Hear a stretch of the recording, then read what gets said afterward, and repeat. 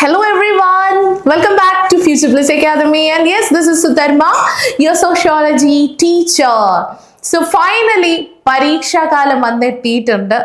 IGNOU യൂണിവേഴ്സിറ്റിയിൽ admission എടുത്തിരിക്കുന്ന നമ്മുടെ ഈ ഒരു ജൂൺ 2026 ഈ ഒരു ജൂൺ മാസത്തെ പരീക്ഷ എഴുതാൻ വേണ്ടി പോകുന്ന വിദ്യാർത്ഥികളുടെ പരീക്ഷയോടനുബന്ധിച്ചിട്ടുള്ള ലൈവ് സെഷൻസ് നമ്മൾ BSW അക്കാദമി സ്റ്റാർട്ട് ചെയ്തിട്ടുണ്ട് അല്ലേ? അപ്പോൾ ഈ ലൈവ് സെഷന്റെ ഭാഗമായിട്ട് ഇന്ന് ഞാൻ നിങ്ങളുടെ അടുത്തേക്ക് വന്നിരിക്കുന്നത് ഡിസാസ്റ്റർ മാനേജ്മെന്റ് എന്ന പേപ്പറിന്റെ യൂട്യൂബ് ലൈവ് ആണ്. അതും ഈ യൂട്യൂബ് ലൈവില് നമ്മൾ എന്താ ഡിസ്കസ് ചെയ്യുന്നത്? Previous year question, that means repeated questions നിന്നും ഇമ്പോർട്ടൻ്റ് ആയിട്ട് വരാൻ സാധ്യതയുള്ള 100% സാധ്യതയുള്ള അല്ലെങ്കിൽ ഉറപ്പുള്ള 10 ക്വസ്റ്റ്യൻസ് ആണ് ഇത് നമ്മൾ ഈ ഒരു ലൈവിൽ ഡിസ്കസ് ചെയ്യാൻ പോകുന്നത്. ഇത് മാത്രം പഠിച്ചു പോയാൽ നിങ്ങൾക്ക് നിങ്ങളുടെ IGNOU യൂണിവേഴ്സിറ്റിയുടെ എക്സാം അത് നിങ്ങൾക്ക് വളരെ നല്ല രീതിയിൽ അറ്റൻഡ് ചെയ്ത് ഒരു സക്സസ് സ്റ്റേജിലേക്ക് എത്താൻ സാധിക്കുമെന്ന കാര്യത്തിൽ യാതൊരു സംശയവുമില്ല. Okay, so once again I would like to welcome everyone to the class. Because നമ്മുടെ ഈ ഒരു കോഴ്സിന്റെ ഭാഗമായിട്ട് നമ്മൾ എന്ത് ചെയ്തിട്ടുണ്ട്, ഒരുപാട് കുട്ടികൾക്ക് നമ്മുടെ ഭാഗത്ത് നിന്ന് അവർക്ക് എക്സാമിന് വേണ്ട സപ്പോർട്ടൊക്കെ കൊടുത്തിട്ടുണ്ട്. എനിവേ അതിന്റെ ഒരു അടുത്ത ഘട്ടം എന്നുള്ള രീതിയിലാണ് ഈ ഒരു പ്രീവിയസ് ഇയർ ക്വസ്റ്റ്യൻ പേപ്പറിന്റെ ഡിസ്കഷനുമായിട്ട് ഞാൻ നിങ്ങളുടെ സുധർമ്മ മിസ് നിങ്ങളുടെ അടുത്തേക്ക് എത്തിയിരിക്കുന്നത്. അപ്പൊ നമുക്ക് എത്രയും പെട്ടെന്ന് നമ്മുടെ ഇന്നത്തെ പ്രീവിയസ് ഇയർ ക്വസ്റ്റ്യൻ പേപ്പറിന്റെ ഡിസ്കഷൻസും അതിൽ ഇമ്പോർട്ടന്റ് ആയിട്ട് നോക്കേണ്ട കാര്യങ്ങൾ എന്തെല്ലാമാണ് എന്നതിനെ കുറിച്ചിട്ടുള്ള ഒരു ഐഡിയ അത് നമുക്ക് ഉണ്ടാക്കിയെടുക്കാം. So let's have A blast discussion on this time. Okay, അപ്പോൾ ഞാൻ നേരത്തെ നിങ്ങളുടെ അടുത്ത് പറഞ്ഞു ഡിസാസ്റ്റർ മാനേജ്മെന്റ് എന്ന പേപ്പറിന്റെ ലൈവുമായിട്ടാണ് ഞാൻ ഇവിടെ എത്തിയിരിക്കുന്നത്. ഡിസാസ്റ്റർ മാനേജ്മെന്റ് നമ്മുടെ പേപ്പറിന്റെ കോഡ് എപ്പോഴും ഓർത്ത് വെക്കുക, ദാറ്റ് ഇസ് BPAG 171. അപ്പൊ ഈ ഡിസാസ്റ്റർ മാനേജ്മെന്റ് എന്ന് പറയുമ്പോൾ നമുക്കറിയാം കേരള ഒരു എന്താണ് ഒരു ഡിസാസ്റ്ററുമായിട്ട് റിലേറ്റഡ് ആയിട്ടുള്ള ലാൻഡ് സ്ലൈഡ്, ഫ്ലഡ്, എർത്ത്ക്വേക്ക് ഒക്കെ എപ്പോൾ വേണമെങ്കിലും വരാൻ പറ്റുന്ന ഒരു പ്രോൺ ഏരിയ തന്നെയാണ് നമ്മുടെ കേരളത്തിലെ ഹെവി റെയിൻ വരുമ്പോൾ എല്ലാവരും ഉറ്റുനോക്കുന്ന 2 പ്രധാനപ്പെട്ട പ്രദേശങ്ങളാണ് വയനാടും അതേപോലെ തന്നെ മൂന്നാർ പോലുള്ള ഹൈ റേഞ്ച് ഏരിയാസ്. അപ്പോ ഈ പേര് തന്നെ ഉണ്ട് disaster management.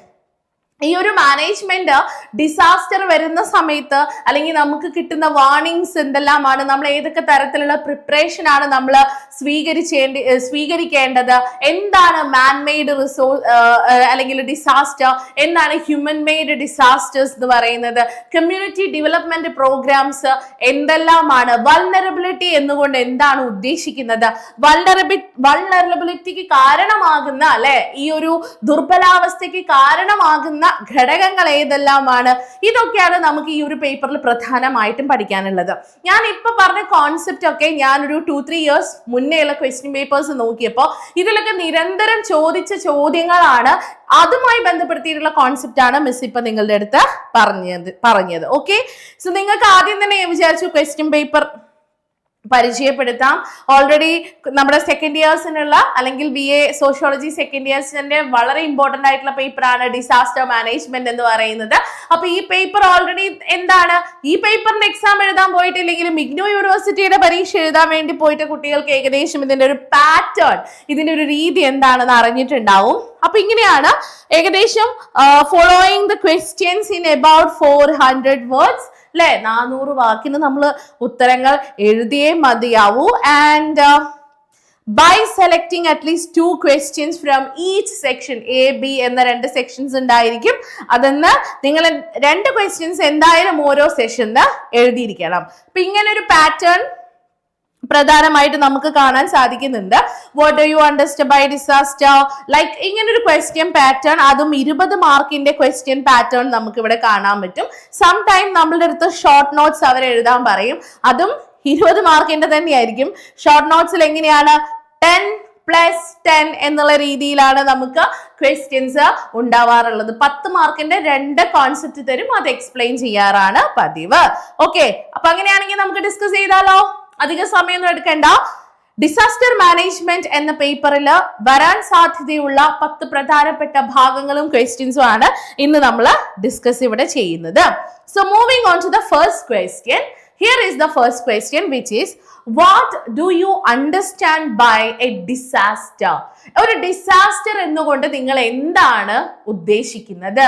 Okay, so what do you exactly meant by disaster? അപ്പൊ ഇതിൽ നമ്മൾ ഫോക്കസ് ചെയ്യേണ്ടത് എന്താ? നമ്മൾ ഇതിൽ ഫോക്കസ് ചെയ്യേണ്ടത് understanding disaster and nature of man made disaster. Disaster എന്താന്ന് നമ്മൾ മനസ്സിലാക്കും. ഇവിടെ മാൻ മെയ്ഡ് ഡിസാസ്റ്റർ എന്നുകൊണ്ട് എന്താണ് ഉദ്ദേശിക്കുന്നത് എന്നുകൂടെ നമ്മൾ മനസ്സിലാക്കും. സോ ആദ്യം തന്നെ നമുക്ക് സിമ്പിൾ ആയിട്ട് നമ്മുടെ ആൻസർ എഴുതണമെങ്കിൽ നമുക്ക് ആദ്യം ഒരു ഇൻട്രൊഡക്ഷൻ വേണം. എന്നിട്ടാണ് നമ്മൾ നമ്മുടെ ബോഡി ഓഫ് കോണ്ടന്റിലേക്ക് നമ്മൾ വരാറുള്ളത്. അപ്പൊ എന്താണ് ഡിസാസ്റ്റർ എന്നുകൊണ്ട് ഉദ്ദേശിക്കുന്നത്? The word disaster comes from French word disaster, which combines des and meaning bad എന്നാണ് അതിന്റെ അർത്ഥം, and astre meaning star. അപ്പൊ സിമ്പിൾ ആണ്, ഒരു ഫ്രഞ്ച് വേർഡിൽ നിന്നാണ് ഡിസാസ്റ്റർ എന്നുള്ള ഈ ഒരു വേർഡ് വന്നിരിക്കുന്നത്. അതിന്റെ അർത്ഥം എന്താണ്? അത് ഏതൊക്കെയാണ് ആ ഫ്രഞ്ച് മീനിങ് അല്ലെങ്കിൽ വേർഡ്സ് എന്ന് പറയുന്നത്? disaster and thus. ഓക്കെ, ഈ 2 വേർഡിൽ നിന്നാണ് ഇത് ഫോം ചെയ്തിരിക്കുന്നത്. And see, it reflecting an ancient belief that disasters were caused by unfavorable stars. അതെ, നമുക്ക് അൺഫേവറബിൾ ആയിട്ടുള്ള സ്റ്റാർസ് ഉണ്ട്, അത് മൂലമാണ് നമുക്ക് ഈ ദുരന്തങ്ങൾ അനുഭവപ്പെടുന്നത് എന്നാണ് അവരെ വിശ്വസിച്ചിരുന്നത്. ആൻഷ്യന്റ് ബിലീവ് ആണ് കേട്ടോ, പണ്ട് കാലഘട്ടത്തിൽ ആളുകൾ വിശ്വസിച്ചിരുന്ന കാര്യങ്ങളാണ്. പക്ഷെ ഈ ഒരു മോഡേൺ ടേംസിലേക്ക് വന്നപ്പോൾ ഡിസാസ്റ്റർ എന്നുകൊണ്ട് ഉദ്ദേശിക്കുന്നത് അതൊരു സഡൻ ആയിട്ട്, പെട്ടെന്നായിട്ട് ക്ലൈമൈറ്റസ്, ദാറ്റ് മീൻസ് ക്ലൈമറ്റ് റിലേറ്റഡ് ആയിട്ട് വരുന്ന ഒരു ഇവന്റ് ആണ്. That seriously disrupt the functioning of a community or a society. പെട്ടെന്ന് വരുന്ന ക്ലൈമറ്റിൽ വരുന്ന ചേഞ്ചിൽ ഉണ്ടാകുന്ന ഈ ഒരു കോൺസെപ്റ്റ് ആണ് ഡിസാസ്റ്റർ. ആ ഡിസാസ്റ്റർ വന്നു കഴിഞ്ഞാൽ ഒരു കമ്മ്യൂണിറ്റിയുടെ അല്ലെങ്കിൽ ഒരു സൊസൈറ്റിയുടെ ഫങ്ഷനിങ്ങിന് അത് പൂർണ്ണമായിട്ടും ബാധിക്കുന്നുണ്ട്. It causes widespread human, material, economic or environmental losses. ഇതിലൂടെ എന്താ സംഭവിക്കുന്നത്? മനുഷ്യ ജീവിതത്തിന് ഒരുപാട് മാറ്റങ്ങൾ സംഭവിക്കുന്നു. എൻവയോൺമെന്റൽ ലോസസ്, ദാറ്റ് മീൻസ് പരിസ്ഥിതി, നമ്മുടെ പ്രകൃതിപരമായിട്ടുള്ള കാര്യങ്ങളിൽ ഒരുപാട് മാറ്റങ്ങൾ സംഭവിക്കുന്നു. നമ്മുടെ മെറ്റീരിയൽ ലൈഫിൽ ഒരുപാട് മാറ്റങ്ങൾ സംഭവിക്കുന്നു. നമ്മുടെ സാമ്പത്തികപരമായിട്ടുള്ള മേഖലകളിൽ ഒരുപാട് മാറ്റങ്ങൾ സംഭവിക്കുന്നുണ്ട്.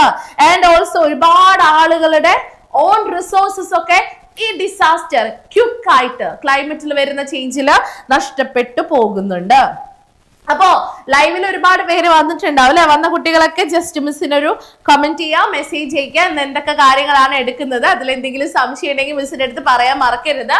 ഒരു ഇന്ററാക്റ്റീവ് സെക്ഷൻ ആയിട്ട് തന്നെ നിങ്ങൾ ഇതിനെ കാണാം.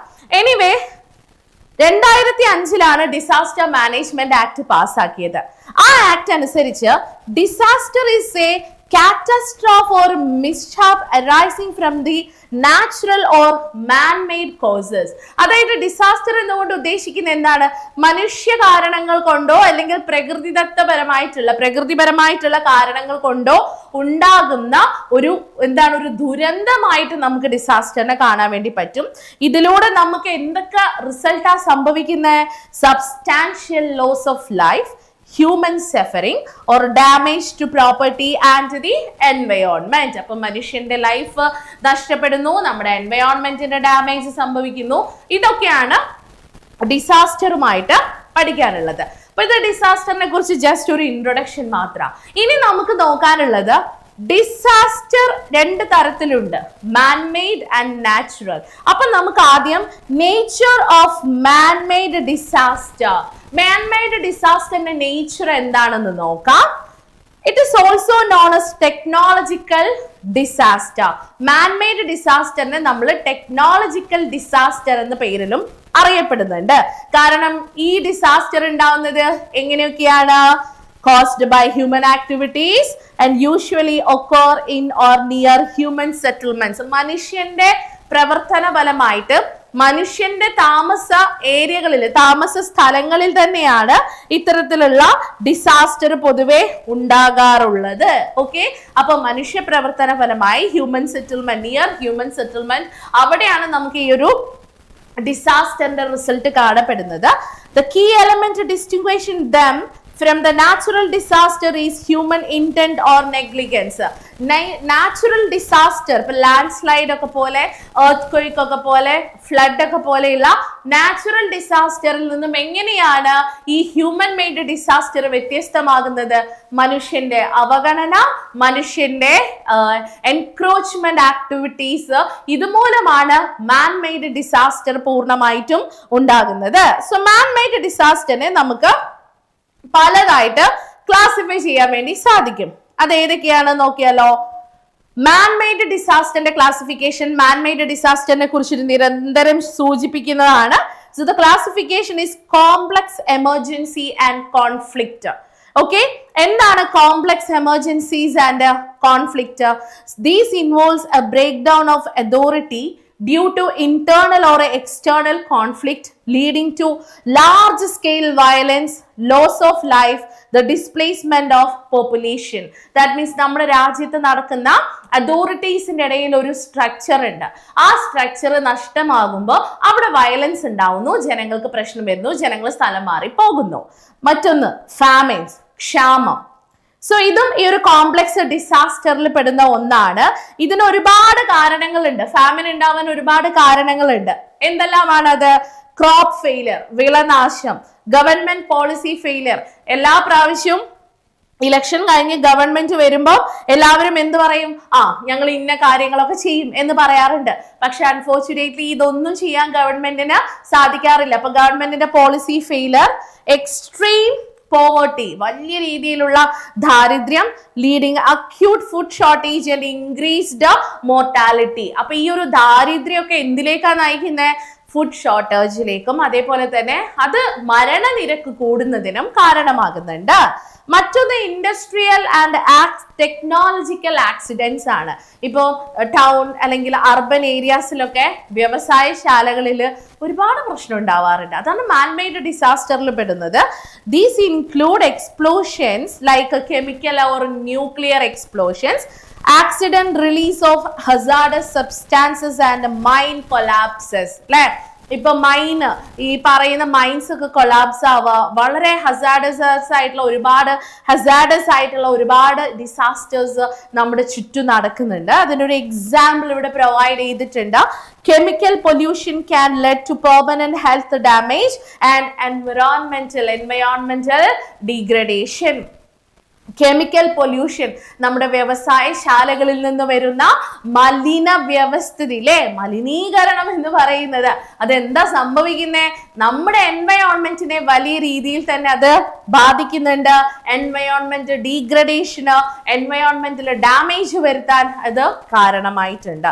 മറ്റൊന്ന് ഇവിടെ കാണിക്കുന്നത് മക്കളെ ട്രാൻസ്പോർട്ട് ആക്സിഡൻസ് ആണ്. ഒരുപാട് ട്രാൻസ്പോർട്ട് ആക്സിഡൻസ് ഉണ്ടാവാറുണ്ട്. നമുക്ക് അറിയുന്ന ഒരു കാര്യമാണ് അല്ലെ.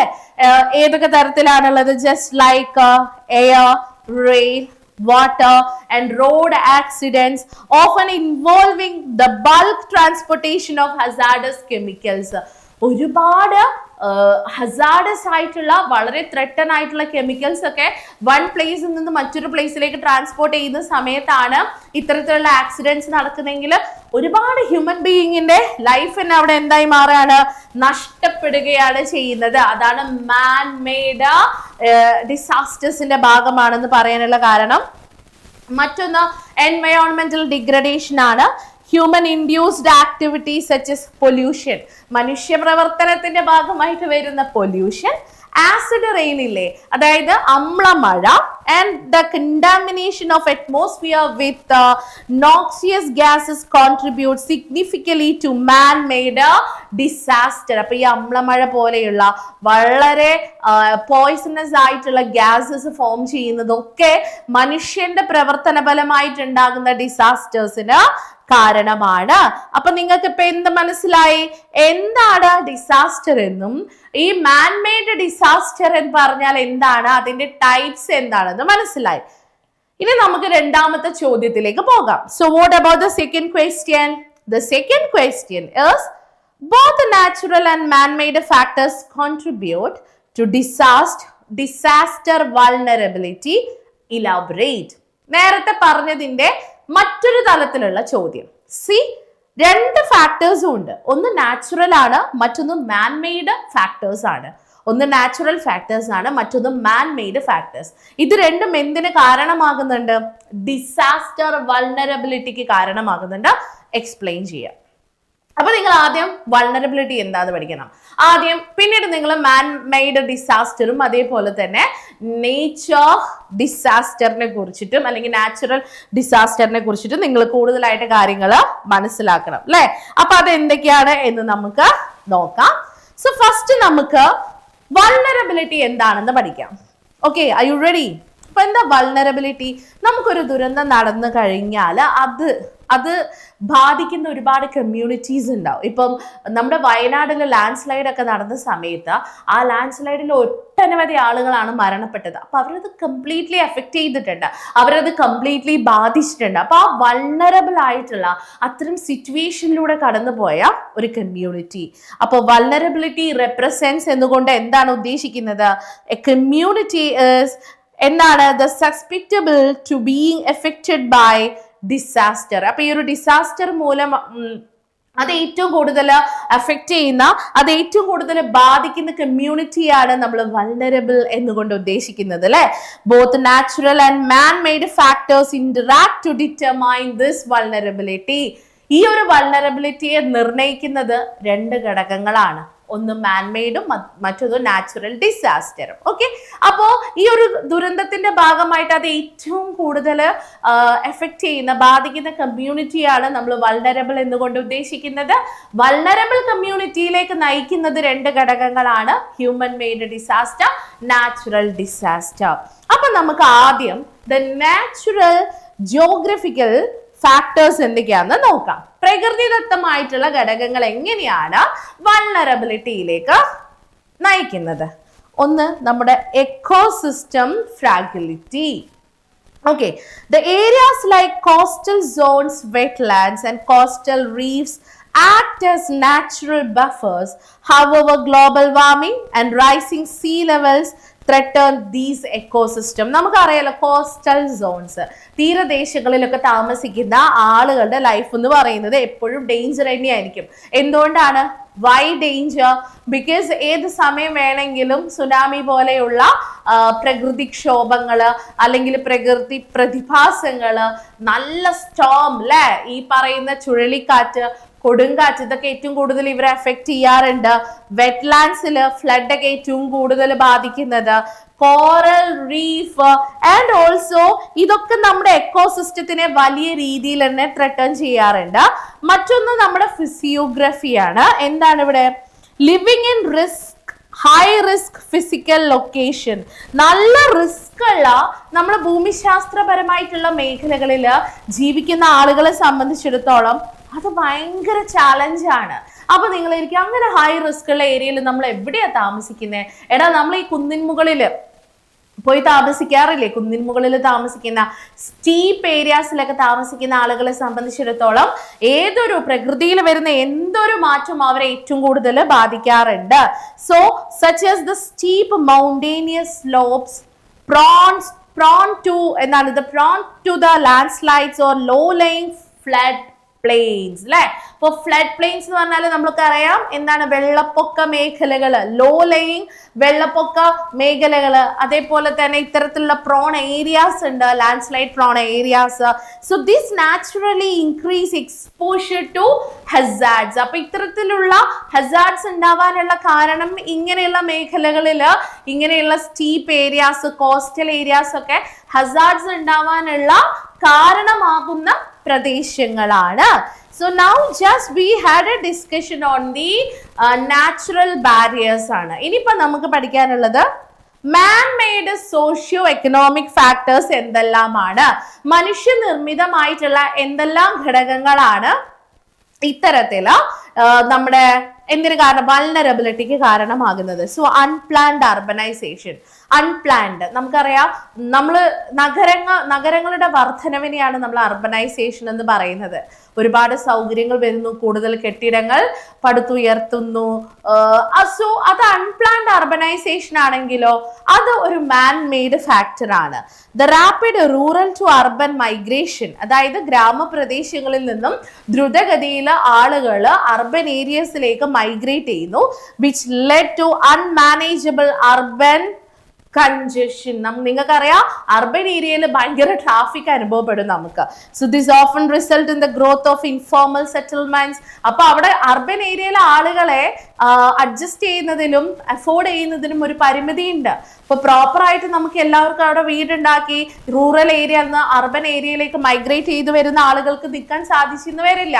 അപ്പൊ അവരെന്ത് ചെയ്യും, അവര് സ്ലംസിന്റെ ഭാഗമായിട്ട് മാറും, ചേരി പ്രദേശങ്ങൾ വരും. So in high risk zone where buildings are weak and lack safety standards, slum ഏരിയയിൽ നിങ്ങൾക്ക് പോയി കഴിഞ്ഞാൽ വലിയ ബിൽഡിങ്സ് ഒന്നും കാണാൻ പറ്റില്ല. അവിടെ മാത്രമല്ല ഈ ഒരു എന്താണ് ഫെസിലിറ്റീസിന്റെ കാര്യത്തിലൊക്കെ ഭയങ്കര ബാക്ക്വേർഡ് ആയിട്ടുള്ള ഏരിയാസ് ആയിരിക്കും സ്ലം. മറ്റൊന്ന് എക്കണോമിക് ഇൻഈക്വാലിറ്റി ആൻഡ് പോവേർട്ടി. ഈ നഗരപ്രദേശങ്ങളിൽ അനുഭവപ്പെടുന്ന സാമ്പത്തിക തുല്യത അല്ലെ, അസമത്വം, സാമ്പത്തിക അസമത്വം, അതുപോലെ തന്നെ പോവേർട്ടി, ദാരിദ്ര്യം, ഇതും ഒരു മാൻ മെയ്ഡ് ഫാക്ടർ ആണ്. Poverty is a major driver of vulnerability as it limits people access to resource and insurance. അല്ലേ, പോവേർട്ടി നമുക്ക് ആവശ്യമായിട്ടുള്ള ഘടകങ്ങൾ, ആവശ്യമായിട്ടുള്ള വസ്തുക്കൾ ഇല്ലാത്ത ഒരു സന്ദർഭത്തെയാണ് പോവേർട്ടി എന്ന് പറയുന്നത്. നമുക്ക് ഭക്ഷണം കഴിക്കാൻ പറ്റുന്നില്ല, നമുക്ക് നല്ല വീടില്ല, നമുക്ക് നല്ല ക്ലോത്തിങ് ഇല്ല അല്ലെ. അപ്പൊ അതിന്റെ അർത്ഥം എന്താ, നമുക്ക് നമ്മുടെ റിസോഴ്സിലേക്ക് ഈക്വൽ ആയിട്ടുള്ള ഒരു ആക്സസ് അല്ല നമുക്ക് കിട്ടുന്നത്. അതുകൊണ്ടാണ് ഇത്തരത്തിലുള്ള പ്രശ്നങ്ങളിലൂടെ നമ്മൾ കടന്നു പോകുന്നത്. So the poor region of A lakh were vital to defend themselves or recover quickly from a hazard. അപ്പം സാധാരണക്കാരായ ജനങ്ങളെ സംബന്ധിച്ചിടത്തോളം ഇത് ഭയങ്കര ഡിഫിക്കൽട്ട് ആയിട്ടുള്ള ഒരു പ്രൊസീജിയർ ആയിരിക്കും. എന്ത്, ഈ ഒരു ടഫ് ഏരിയയിലൂടെ പുറത്തേക്ക് കടന്നു വരിക എന്നുള്ളത്. മറ്റൊന്ന് എൻവയോൺമെന്റൽ മിസ്മാനേജ്മെന്റ് ആണ്. എന്താണ് എൻവയോൺമെന്റൽ മിസ്മാനേജ്മെന്റ് എന്നുകൊണ്ട് ഉദ്ദേശിക്കുന്നത്? നമ്മുടെ മനുഷ്യന്മാരുടെ പ്രവർത്തനം, ജസ്റ്റ് ലൈക്ക് ഡീഫോറസ്റ്റേഷൻ, വെറുതെ മരങ്ങൾ വളർന്നു കിടക്കുന്ന കണ്ട അതൊന്ന് വെട്ടിമാറ്റണം അല്ലെ. And improper land use management, proper അല്ലാത്ത രീതിയിൽ ലാൻഡ് നമ്മൾ യൂസ് ചെയ്യുന്നത്. And excessive use of chemicals by agriculturist degrade the land. നല്ല പ്രൊഡക്ഷൻ വേണം, നമുക്ക് നല്ല പ്രൊഡക്ഷൻ വേണം. അപ്പൊ ആ പ്രൊഡക്ഷന് വേണ്ടിയിട്ട് നമ്മുടെ അഗ്രികൾച്ചറൽ ലാൻഡിനെ നമ്മൾ പ്രോപ്പർ അല്ലാത്ത രീതിയിൽ യൂസ് ചെയ്യുന്നത്. And making it more prone to flood and erosion. ഇത്തരത്തില് നമ്മൾ ഈ മരങ്ങളൊക്കെ വെട്ടി മാറ്റുന്നത് ഇറോഷന് കാരണമാകുന്നുണ്ട്, മണ്ണ് ഒലിച്ചു പോകുന്നതിന് കാരണമാകുന്നു, എൻവയോൺമെന്റൽ ഇഷ്യൂസ് വരുന്നതിന് കാരണമാകുന്നു. And also social and gender ഫാക്ടേഴ്സും മാൻ മെയ്ഡ് ഫാക്ടർ ആണ്, വൾനറബിലിറ്റിക്ക് കാരണമാകുന്ന മാൻ മെയ്ഡ് ഫാക്ടർ ആണ്. അതേതാണ് ആ social and gender factor? Vulnerability is also influenced by social structure. അതിൻ്റെ ഇവിടെ എക്സാമ്പിൾ കൊടുക്കുന്നുണ്ട്. Gender inequality can lead to women. നമ്മുടെ സൊസൈറ്റിയിൽ ഉണ്ടാകുന്ന ജെൻഡർ ഇൻഈക്വാലിറ്റി അല്ലെ, ജെൻഡറിൽ വരുന്ന ഇൻഈക്വാലിറ്റി, ഈ ഇൻഈക്വാലിറ്റി എന്തിന് കാരണമാകുന്നുണ്ട്? Having less control over relief resources and less participation in disaster planning. സ്ത്രീകൾക്ക് വലിയ പ്രാധാന്യം നൽകാത്തത് ഈ പറയുന്ന റിസോഴ്സ് മാനേജ്മെന്റിലും ഇൻഫാക്ട് ഡിസാസ്റ്റർ പ്ലാനിങ്ങിലും സ്ത്രീകളുടെ പാർട്ടിസിപ്പേഷൻ വളരെ കുറവായിരിക്കും. So man made factors, economic factors എന്ന് പറയുമ്പോൾ അൺപ്ലാൻഡ് അർബനൈസേഷൻ വരും, എക്കണോമിക് ഇൻഇക്വാലിറ്റി ആൻഡ് പോവർട്ടി വരുന്നു, എൻവയോൺമെന്റൽ മിസ്മാനേജ്മെന്റ് വരുന്നു, സോഷ്യൽ ആൻഡ് ജെൻഡർ ഫാക്ടേഴ്സ് വരുന്നുണ്ട്. ഇതൊക്കെ വൾനറബിലിറ്റി എന്ന അവസ്ഥയ്ക്ക് കാരണമാകുന്ന മാൻ മെയ്ഡ്, മനുഷ്യനിർമ്മിതമായിട്ടുള്ള ഫാക്ടേഴ്സ് ആണ്. അത് ക്ലിയർ ആയില്ലേ? അടുത്തത് നമുക്ക് പഠിക്കാം. എന്താണ്? Analyse the natural disaster profile of India. Natural disaster അല്ലെ? അപ്പൊ നമ്മളിവിടെ ഫോക്കസ് ചെയ്യുന്നത് നമ്മളെ മനുഷ്യന്മാരുടെ ജീവിതം എന്ന് പറയുന്നത് തന്നെ it is always going through A critical stage. അപ്പൊ ഇന്ത്യയിലേക്ക് വരുമ്പോൾ ഇന്ത്യയുടെ ഒരു ഡിസാസ്റ്റർ പ്രൊഫൈൽ എങ്ങനെയുള്ളതാണ്? ഇന്ത്യയുടെ ഈ ഒരു മേഖല നമ്മൾ എത്രത്തോളം പ്രോൺ ഏരിയ ആണ്? ഇപ്പൊ എർത്ത്ക്വേക്ക് ആണെങ്കിലും ലാൻഡ് സ്ലൈഡ് ഒക്കെ വന്നു കഴിഞ്ഞാൽ എത്രത്തോളം പ്രോൺ ഏരിയ ആണ് എന്നുള്ളത് നമുക്ക് മനസ്സിലാക്കാൻ സാധിക്കണം. അപ്പൊ ഇവിടെ കുറച്ച് പേര് മിസ്സിന് മെസ്സേജ് ഒക്കെ അയച്ചിട്ടുണ്ട്. ആരൊക്കെയാണ്? ജിഷ്ണു ഹായ് പറഞ്ഞിട്ടുണ്ട്. നദാഷ മാർട്ടിൻ ഹായ് മിസ് എന്ന് പറഞ്ഞിട്ടുണ്ട്. പിന്നെ സ്റ്റെഫി സ്റ്റെഫി സൈമൺ ഹായ് എന്ന് പറഞ്ഞിട്ടുണ്ട്. അപ്പോ എന്തെങ്കിലും ഡൗട്ട്സ് ഒക്കെ ഉണ്ടെങ്കിൽ ചോദിക്കാം. ഈ പറയുന്ന കാര്യങ്ങൾ എന്ത് ചെയ്യാം? നോട്ട് ചെയ്ത് വെക്കാം. അപ്പൊ നമ്മൾ ഇന്ത്യയുടെ ഡിസാസ്റ്റർ പ്രൊഫൈലിനെ കുറിച്ചിട്ടാണ് ഡിസ്കസ് ചെയ്യാൻ വേണ്ടി പോകുന്നത്. ഇന്ത്യൻ സബ് കോണ്ടിനെന്റിനെ സംബന്ധിച്ചിടത്തോളം വേൾഡിൽ തന്നെ ഡിസാസ്റ്റർ പ്രോൺ ഏരിയാസ് അല്ലെ, one of the most disaster prone areas കാണുന്ന ഒരു രാജ്യമാണ് നമ്മുടെ India. Nearly 85% of its land vulnerable to one or more hazards. നമ്മുടെ ഇന്ത്യയിലെ 85% ലാൻഡ് പാർട്ടില് ഏതെങ്കിലും ഒരു ഹസാർഡ്, എന്തെങ്കിലും ഒരു ദുരന്തം നടക്കാനുള്ള സാധ്യത കൂടുതലാണ് എന്ന റിപ്പോർട്ടാണ് ഇവിടെ പറയുന്നത്. അതിൽ വരുന്ന ഈ പറയുന്ന ഹസാർഡ്സിൽ ഒന്നാണ് എർത്ത്ക്വേക്ക് അല്ലെ? അപ്പൊ ഇന്ത്യയുടെ പ്രൊഫൈലാണ് നമ്മൾ പഠിക്കുന്നത്. അപ്പൊ ഇന്ത്യയുടെ പ്രൊഫൈലിനെ കുറിച്ച് പഠിക്കണമെങ്കിൽ നമ്മൾ ആദ്യം എന്ത് ചെയ്യണം? 85% of land part is very ഈ പറയുന്ന ഡിസാസ്റ്റർ പ്രോൺ ഏരിയ ആണ് ഇന്ത്യയിലുള്ളത്. ആൻഡ് അതിൽ പ്രധാനപ്പെട്ട ഒന്നാണ് എർത്ത്ക്വേക്ക്, ഭൂമികുലുക്കം അല്ലെ, അല്ലെങ്കിൽ ഭൂകമ്പം. Approximately 58.6% of India's land mass is prone to the earthquake of moderate, very high intensity seismic zones from 3 to 4. അപ്പൊ എർത്ത്ക്വേക്കിന്റെ കാര്യത്തിൽ നമ്മൾ ഒട്ടും പിന്നിലല്ല. ഇന്ത്യയിൽ 58% വരുന്ന മേഖലകള് എർത്ത്ക്വേക്ക് പ്രോൺ ഏരിയ ആണ്. അതിന്റെ ലെവൽ എന്ന് പറയുന്നത് സീസ്മിക് സോൺ എന്ന് പറയുന്നതിന് 5 ആണ്. So the most vulnerable areas include ഈ പറയുന്ന എർത്ത്ക്വേക്ക് ഏറ്റവും കൂടുതലായിട്ട് അനുഭവപ്പെടുന്നത് ഇന്ത്യയിലെ Himalayan region, north east and Kutch in Gujarat. നിങ്ങൾക്കറിയാലോ, നമ്മുടെ മമ്മൂക്കയുടെ കാഴ്ച മൂവി നിങ്ങൾ കണ്ടിട്ടുണ്ടായിരിക്കും. അതിലൊരു ബാലതാരം, അവന്റെ പ്രസൻസ് ആണ് ആ മൂവി ഭയങ്കര ഫേമസ് ആക്കാനുള്ള കാരണം അല്ലെ? ആ മൂവിയില് ഈ കുട്ടി നമ്മുടെ കേരളത്തിലേക്ക് എത്തിച്ചേരുന്നത് എങ്ങനെയാണ് എന്ന അവസാനത്തേക്കാണ് കാണിക്കുന്നത്. ഗുജറാത്തിൽ നടന്ന ഒരു ഭൂകമ്പത്തിന്റെ ഭാഗമായിട്ട് അവന്റെ ഫാമിലിനെ നഷ്ടപ്പെടുകയും പിന്നീട് എങ്ങനെയോ അവൻ മൈഗ്രേറ്റ് ചെയ്തിട്ടാണ്, അല്ലെങ്കിൽ റെഫ്യൂജീസിന്റെ ഭാഗമായിട്ടാണ് അവൻ എങ്ങോട്ടേക്ക് എത്തിയത്? കേരളത്തിലേക്ക് എത്തിയത്. അപ്പൊ നമ്മുടെ ഇന്ത്യയിലെ ഹിമാലയൻ റീജിയനും നോർത്ത് ഈസ്റ്റേൺ ഭാഗവും ഗുജറാത്തിലെ കച്ചുമെല്ലാം ഇത്തരത്തിൽ എർത്ത്ക്വേക്കിന് കൂടുതൽ സാധ്യതയുള്ള മേഖലകളാണ്. അപ്പൊ എർത്ത്ക്വേക്കിനെ കുറിച്ച് നമുക്ക് അങ്ങനെ പറയാം. അടുത്തത് എന്താ? ഫ്ലഡ് ആണ്. ഫ്ലഡ് എന്ന് പറഞ്ഞാൽ വെള്ളപ്പൊക്കം. കേരളം ഒട്ടും പിറകിലല്ല അല്ലെ? നോക്കാം. India experiences significant flood risk with over 40 million hectares, about 12% of the land being flood prone. അല്ലെ? ഇന്ത്യയില് നമ്മൾ വരികയാണെങ്കിൽ ഏകദേശം ഫ്ലഡിന്റെ കാര്യത്തില് നമ്മള് നല്ല റിസ്ക് ഏരിയ തന്നെയാണ് ഇന്ത്യയിലുള്ളത്. ഏകദേശം 40 million ഏക്കറോളം വരുന്ന ലാൻഡ് ഫ്ലഡിന് സാധ്യതയുള്ള land area ആണ്. The perennial floods occur primarily in the Indo-Gangetic Brahmaputra plain. ഇടയ്ക്കിടയ്ക്ക് വരും ഫ്ലഡ്. എവിടെ? Indo-Gangetic Brahmaputra plain, Indo Gangetic Brahmaputra plain ഇടക്കിടയ്ക്ക് ഫ്ലഡ് വരാറുണ്ട്. Which effecting states like Assam, Bihar and West Bengal. അധികവും നോർത്ത് ഈസ്റ്റേൺ സ്റ്റേറ്റ് ആയിട്ടുള്ള അസം, ബീഹാർ പിന്നെ വെസ്റ്റ് ബംഗാൾ സ്റ്റേറ്റിനൊക്കെയാണ് ഈ ഇൻഡോ ഗാൻജറ്റിക് ബ്രഹ്മപുത്ര പ്ലെയിനിൽ വരുന്ന ഫ്ലഡ് എന്ത് ചെയ്യാറുള്ളത്, എഫക്റ്റ് ചെയ്യാറുള്ളത്. ഓക്കെ, ദെൻ സൈക്ലോൺസ് ആൻഡ് സുനാമീസ് ആണ് നമ്മൾ നേരത്തെ പറഞ്ഞ വലിയ ചുഴലിക്കാറ്റുകളും അതേപോലെ തന്നെ സുനാമി.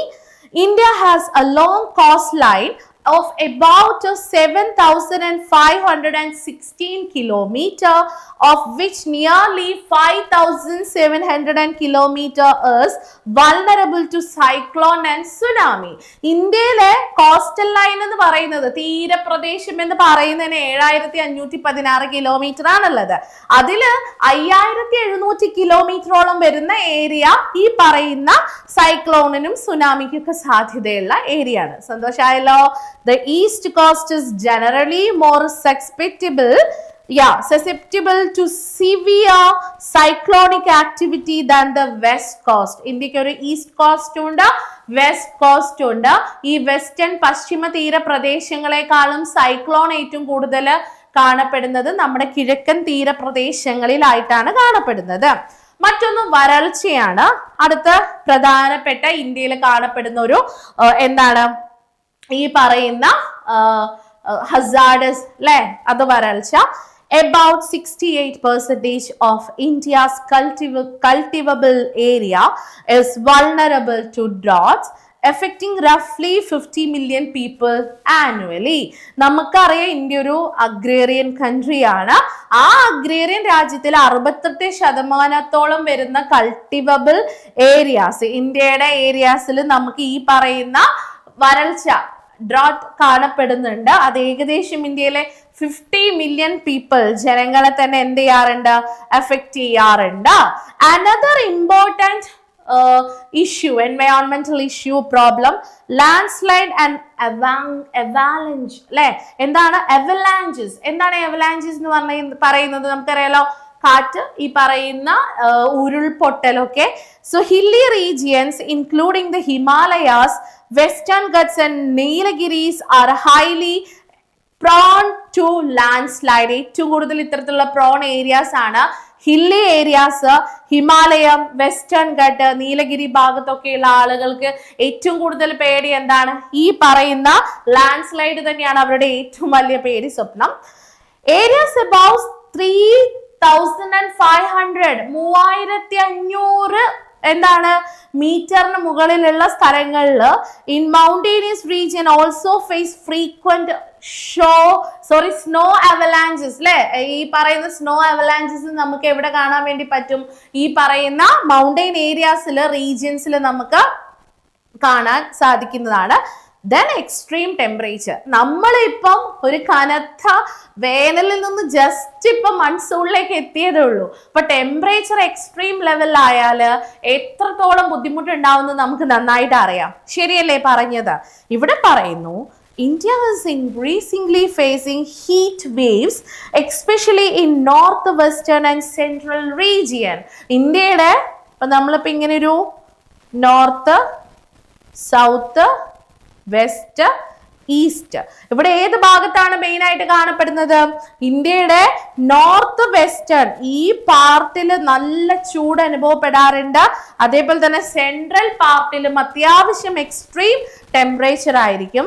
ആൻഡ് കോൾഡ് വേവ്സ്, അതായത് ഇൻ നോർത്തേൺ പാർട്സിൽ കോൾഡ് വേവ്സ് നമുക്ക് കാണപ്പെടുന്നുണ്ട്. Which claim mainly lives each year.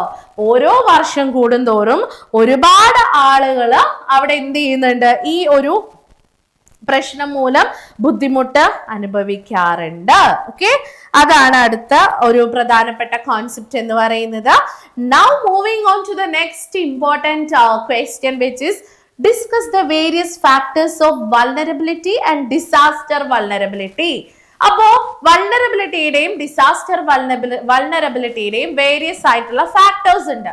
അതിനെ കുറിച്ച് ഡിസ്കസ് ചെയ്യാൻ. അപ്പൊ ഈ വൾണറബിലിറ്റി എന്ന് പറയുന്നത് ഡിസാസ്റ്റർ മാനേജ്മെന്റ് എന്ന പേപ്പറിലെ മെയിൻ ആയിട്ടുള്ള ഒരു കാര്യം ഇപ്പം മനസ്സിലായി കഴിഞ്ഞിട്ടുണ്ടാവുമല്ലോ.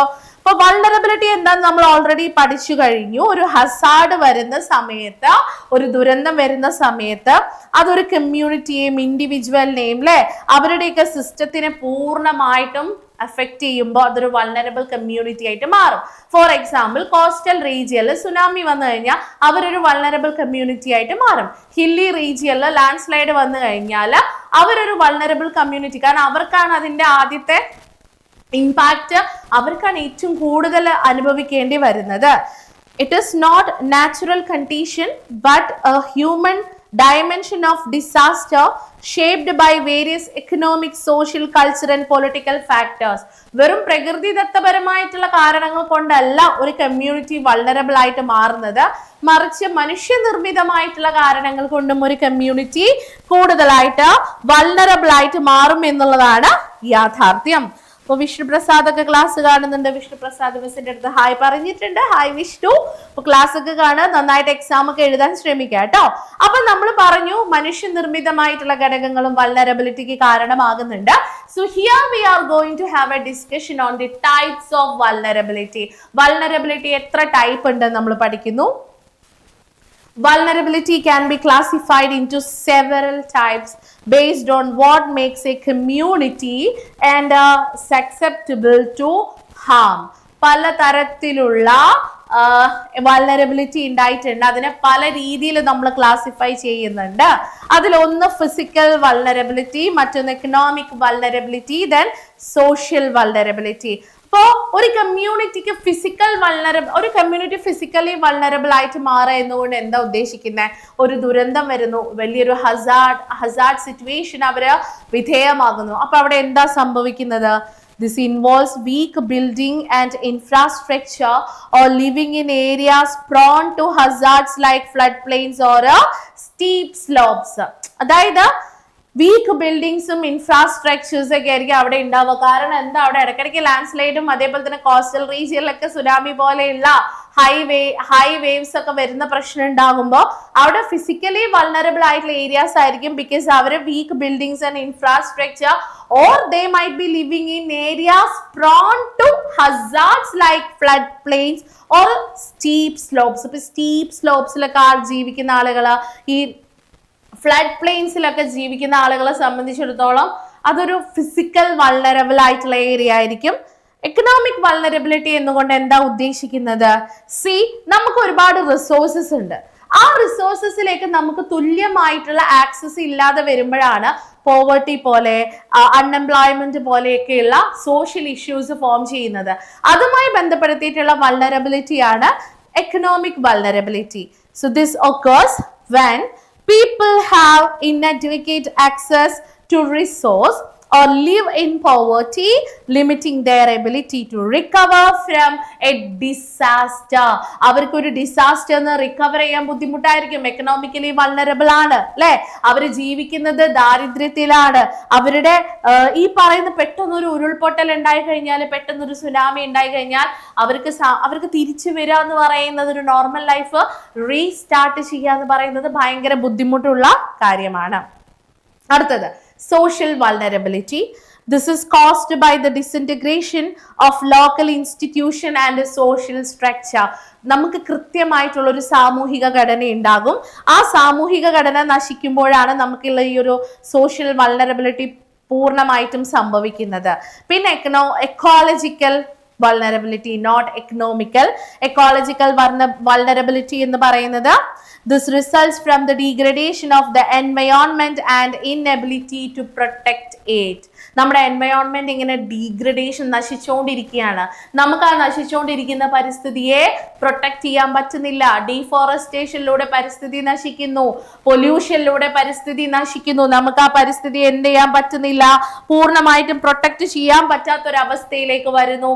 അതാണ് ecological vulnerability.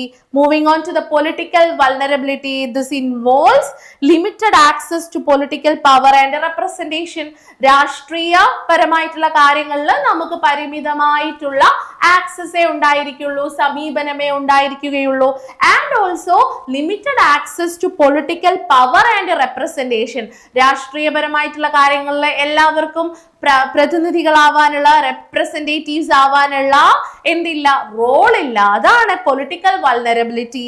Then educational and attitudinal vulnerability. വിദ്യാഭ്യാസപരമായിട്ട് ഇപ്പൊ കേരളത്തിലെ എല്ലാ വിദ്യാർത്ഥികളും എന്താണ് ഈ പറയുന്ന രീതിയിൽ എഡ്യൂക്കേഷന്റെ കാര്യത്തിൽ മുൻപന്തിയിലാണ്. നമുക്കറിയാം അല്ലെ, ഇപ്പൊ സ്കൂളൊക്കെ തുറന്നു കഴിഞ്ഞപ്പോൾ തന്നെ ഇൻസ്റ്റഗ്രാം മൊത്തം പറന്ന് നടക്കുന്നത് കുട്ടികളുടെ കരച്ചിലും കുട്ടികളുടെ സന്തോഷം നിറഞ്ഞിരിക്കുന്ന ഇമേജസും കോണ്ടന്റ്സും ഒക്കെയാണ്. Because we are giving that much importance to education which is not same in the other parts of India. ഇന്ത്യയുടെ മറ്റു ഭാഗങ്ങളിൽ ഇത് എന്താവണമെന്നില്ല, സെയിം ആവണമെന്നില്ല. ഒരുപോലെ വിദ്യാഭ്യാസത്തിന് അവരുടെ കമ്മ്യൂണിറ്റി പ്രാധാന്യം നൽകണമെന്നില്ല. അതുകൊണ്ട് തന്നെ നമുക്ക് ഉണ്ടാവേണ്ട ഒരു അവയർനെസ്, നമുക്ക് വിദ്യാഭ്യാസം ഇല്ലാത്തത് കൊണ്ട് തന്നെ ആ അവയർനെസ് ഇല്ലാതാവുന്ന അവസ്ഥ വരാറുണ്ട്. ഓക്കെ, ഇനി ഇത്രയും നമ്മൾ പഠിച്ചത് ഈ പറയുന്ന രീതിയിലുള്ള നാച്ചുറൽ വൾനറബിലിറ്റിയുമായി ബന്ധപ്പെടുത്തിയിട്ടുള്ള വൾനറബിലിറ്റി റിലേറ്റഡ് ആയിട്ടുള്ള കോൺസെപ്റ്റ് ആണ് പഠിച്ചത്. വൾനറബിലിറ്റി ടൈപ്സ് ഏതാന്ന് പഠിച്ചു. അടുത്തത് key factors of disaster vulnerability. Okay, disaster വൾനറബിലിറ്റിയുടെ കീ ഫാക്ടേഴ്സ്. ഒന്ന് എക്കണോമിക് ഫാക്ടേഴ്സ് ആൻഡ് പോവർട്ടി. ഞാൻ ഓൾറെഡി പറഞ്ഞു, സാമ്പത്തികപരമായിട്ടുള്ള ഘടകങ്ങള്. പോവേർട്ടി അല്ലെ, ഈ പോവേർട്ടി, ഡിസാസ്റ്റേഴ്സ്, എൻവയോൺമെന്റൽ ഡിഗ്രഡേഷൻ എന്നൊക്കെ പറയുന്നത് വൾനറബിലിറ്റി ഫോം ചെയ്യുന്നതിന് കാരണമായിട്ടുള്ള ഘടകങ്ങളാണ്. സാധാരണക്കാരായിട്ടുള്ള ജനങ്ങളെ സംബന്ധിച്ചിടത്തോളം അവർ ജീവിക്കുന്നത് വളരെ അൺസേഫ് ആയിട്ടുള്ള ഒരു സെറ്റിംഗിലായിരിക്കാം. അതേപോലെ തന്നെ റൂറൽ എൻവയോൺമെന്റ് എന്ന് പറയുന്നത് അർബന്റെ അത്ര എന്തല്ല, ഡെവലപ്ഡ് അല്ല, അർബന്റെ അത്ര അപ്ഡേഷൻസ് വന്നിട്ടുള്ള ഒരു എൻവയോൺമെന്റ് ആയിരിക്കില്ല അവർക്കുള്ളത്. പിന്നെ അൺപ്ലാൻഡ് അർബനൈസേഷൻ, ഞാൻ ഓൾറെഡി നിങ്ങളുടെ അടുത്ത് പറഞ്ഞു കഴിഞ്ഞിട്ടുണ്ട്. അൺപ്ലാൻഡ് അർബനൈസേഷൻ എന്നുകൊണ്ട് ഉദ്ദേശിക്കുന്നത് എന്താണ്? ഇപ്പം migration of people from one place to another place, which means from rural areas to urban area ജനങ്ങൾ മൈഗ്രേറ്റ് ചെയ്യാറുണ്ട്. പക്ഷെ അത്രയും ആളുകൾ അർബൻ ഏരിയയിലേക്ക് എത്തിക്കഴിഞ്ഞാൽ അവരെ അഫോർഡ് ചെയ്യാൻ നമ്മുടെ അർബൻ സൊസൈറ്റിക്ക് പറ്റാറില്ല. സോ സ്ലം ഏരിയാസ് എന്ത് ചെയ്യുന്നു, ഡെവലപ്പ് ആവുന്നു. അവിടെ അൺസേഫ് ആയിട്ടുള്ള ഒരു ലൈഫ് സ്റ്റൈലാണ് അവിടെ ഫോം ചെയ്യുന്നത്. And urbanisation also brings capital depletion and disease further increasing vulnerability. Disease ഉണ്ടാകുന്നു, ക്യാപിറ്റൽ ഡിപ്ലീഷൻ ഉണ്ടാക്കുന്നു, വൾനറബിലിറ്റി വർദ്ധിപ്പിക്കുന്നു എന്നല്ലാണ്ട് പോസിറ്റീവ് ആയിട്ടുള്ള ഒരു മാറ്റവും നമുക്ക് അവിടെ കാണാൻ സാധിക്കുന്നതല്ല. മറ്റൊന്ന് population displacement, because displacement is both a cause and consequence of disaster. ഒരു കൂട്ടം മനുഷ്യ വിഭാഗങ്ങൾ ഒരു സ്ഥലത്തിൽ നിന്ന് മറ്റൊരു സ്ഥലത്തേക്ക് മാറുന്നുണ്ടെങ്കിൽ ഇറ്റ്സ് ബിക്കോസ് ഓഫ് ഡിസാസ്റ്റർ അല്ലെ, ദുരന്തം അനുഭവിക്കുന്നത് കൊണ്ടാണ്. When people are forced to migrate due to poverty or conflict, they often move to alien environments where they lack support system and may face social strife. എന്താ അവിടെ പറയുന്നത്?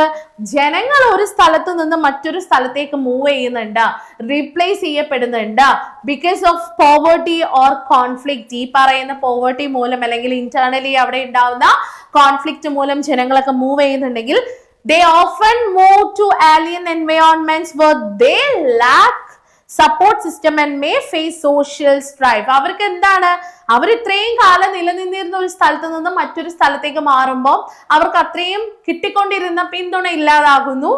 അവർക്ക് ഈ പുതിയ സ്ഥലത്ത് ആ സപ്പോർട്ട് സിസ്റ്റം ഒക്കെ ഉണ്ടാവണം എന്നില്ല.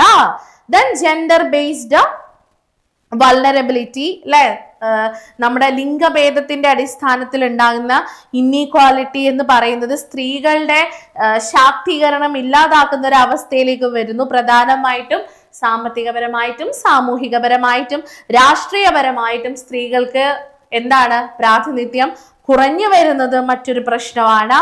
ദെൻ ജിയോഗ്രഫിക്കൽ ആൻഡ് എൻവയോൺമെന്റൽ ഫാക്ടേഴ്സ് അതിന് കാരണമാകുന്നുണ്ട്. ആൻഡ് പരിസ്ഥിതിപരമായിട്ടുള്ള കാര്യങ്ങൾ, living in a fragile ecosystem, coastal zones, wetlands or mountain slopes increase exposure to hazards. നമ്മൾ കോസ്റ്റൽ ഏരിയാസിലും മൗണ്ടെയിൻ റീജിയൻസിലും വെറ്റ്ലാൻഡ്സിലൊക്കെയാണ് നമ്മൾ ജീവിക്കുന്നത്, താമസിക്കുന്നതെങ്കിൽ അത് നമ്മളെ ദുരന്തത്തെ എന്താണ് വിളിച്ചു വരുത്തുക എന്നതിന്റെ അർത്ഥമാണ്. പിന്നെ എക്സസീവ് ആയിട്ട് ടെമ്പറേച്ചറിൽ എന്ത് വരുന്നുണ്ട്, ഈ പറയുന്ന രീതിയിൽ വലിയ വർധനവ് വരുന്നത് ഗ്ലോബൽ വാർമിങ്ങിന് കാരണമാകുന്നുണ്ട്. അപ്പൊ അത് നമ്മളിപ്പോ നേരിടുന്ന മറ്റൊരു വലിയ പ്രശ്നമാണ്.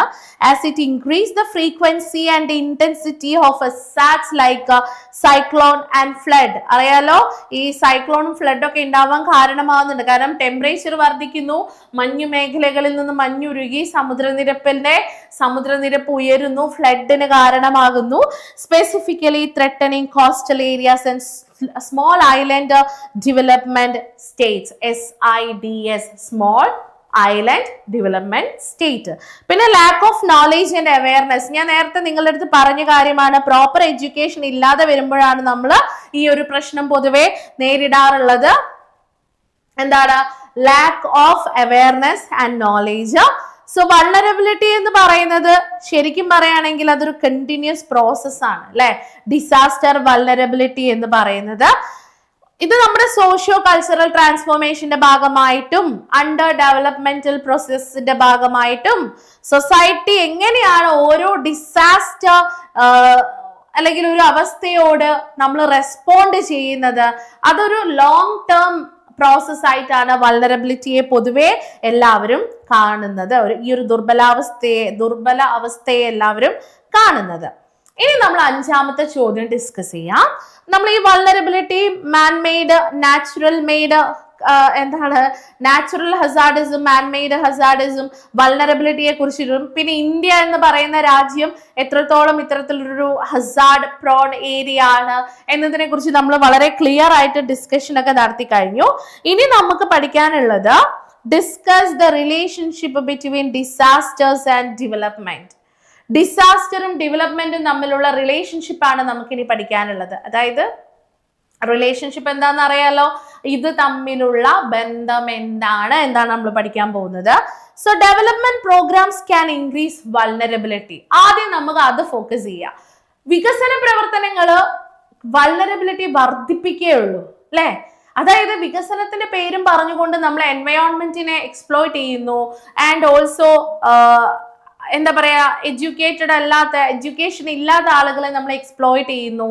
അപ്പോൾ അതൊരു വൾണറബിൾ സൊസൈറ്റിയെ കൂടുതലായിട്ട് മുകളിലേക്ക് കൊണ്ടുവരുള്ളൂ, അല്ലെങ്കിൽ അത് വൾണറബിലിറ്റി കൂട്ടേ ഉള്ളൂ എന്നുള്ളതാണ് യാഥാർത്ഥ്യം. When development is purely planned or managed, it can make a community more susceptible to natural hazards. അല്ലെ, ഒരു ഡെവലപ്മെന്റ് ഒരു സ്ഥലത്ത് വന്നു എന്നാണെങ്കിൽ അതിന്റെ അർത്ഥം എന്താ, അവിടെ നല്ല രീതിയിൽ തന്നെ നാച്ചുറൽ ഹസാർഡ്സ് ഒക്കെ ഉണ്ടാവും. അവിടെ വീണ്ടും നമ്മൾ നേരത്തെ പറഞ്ഞ പോയിന്റ്സ് ഒന്ന് റിപ്പീറ്റ് ചെയ്യാം. അൺപ്ലാൻഡ് അർബനൈസേഷൻ, എൻവയോൺമെന്റൽ degradation, destruction of natural buffers, agricultural changes. അപ്പൊ ഇതെന്താണ്, വൾണറബിലിറ്റിക്ക് കാരണമാകുന്ന ഘടകങ്ങളാണ്.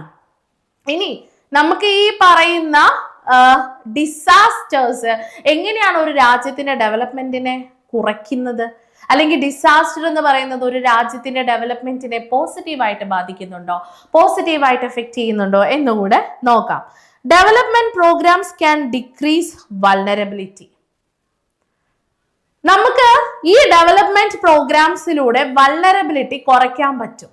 എങ്ങനെയാ?